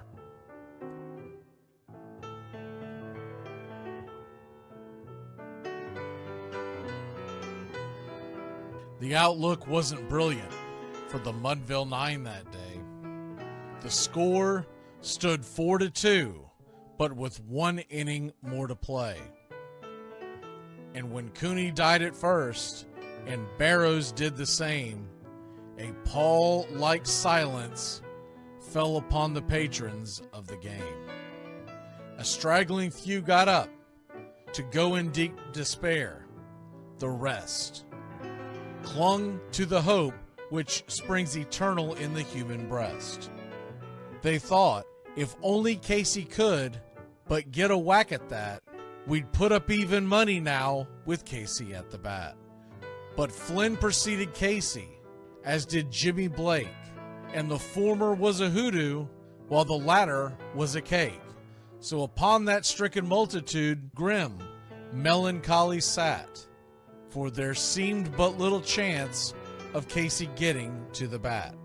But Flynn let drive a single, to the wonderment of all, and Blake, the much despised, tore the cover off the ball. And when the dust had lifted, and men saw what had occurred, there was Jimmy safe at second, and Flynn a hugging third. Then from 5,000 throats and more rose a lusty yell. It rumbled through the valley, it rattled in the dell. It pounded on the mountain and recoiled upon the flat, for Casey, mighty Casey, was advancing to the bat. There was ease in Casey's manner as he stepped into his place. There was pride in Casey's bearing, and a smile lit Casey's face. And when responding to the cheers, he lightly doffed his hat. No stranger in the crowd could doubt 'twas Casey at the bat. 10,000 eyes were on him as he rubbed his hands with dirt. 5,000 tongues applauded when he wiped them on his shirt. Then while the writhing pitcher ground the ball into his hip, defiance flashed in Casey's eye, a sneer cooled Casey's lip. And now the leather-covered sphere came hurtling through the air, and Casey stood a-watching it in a haughty grandeur there. Closed by the sturdy batsman, the ball unheeded sped. "That ain't my style," said Casey. "Strike one," the umpire said. From the benches black with people, there went up a muffled roar, like the beating of a storm waves on a stern and distant shore. "Kill him! Kill the umpire!" shouted someone on the stand, and it's likely they'd have killed him had not Casey raised his hand. With the smile of Christian charity, great Casey's visage shone. He stilled the rising tumult, he bade the game go on. He signaled to the pitcher, and once more the dun sphere flew. But Casey ignored it, and the umpire said, "Strike two!" "Fraud!" cried the maddened thousands, and echoed answered, "Fraud!" But one scornful look from Casey, and the audience was awed. They saw his face grow stern and cold. They saw his muscles strain.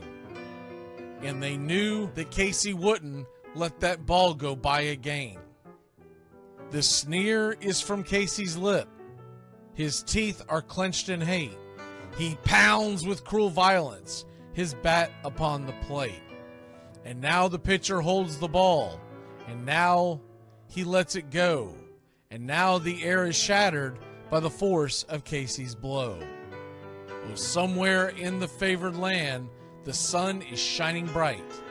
The band is playing somewhere, and somewhere hearts are light. And somewhere men are laughing, and somewhere children shout. But there is no joy in Mudville, mighty Casey has struck out. Casey at the bat, Ernest Lawrence Thayer, published June 3rd, 1888. San Francisco Examiner.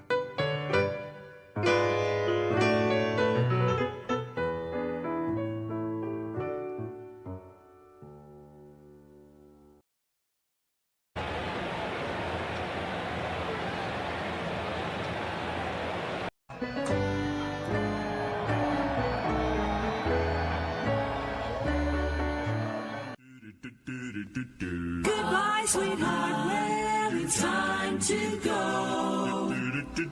We're back tomorrow with another show. Well, unless we're fired, we'll talk to you then.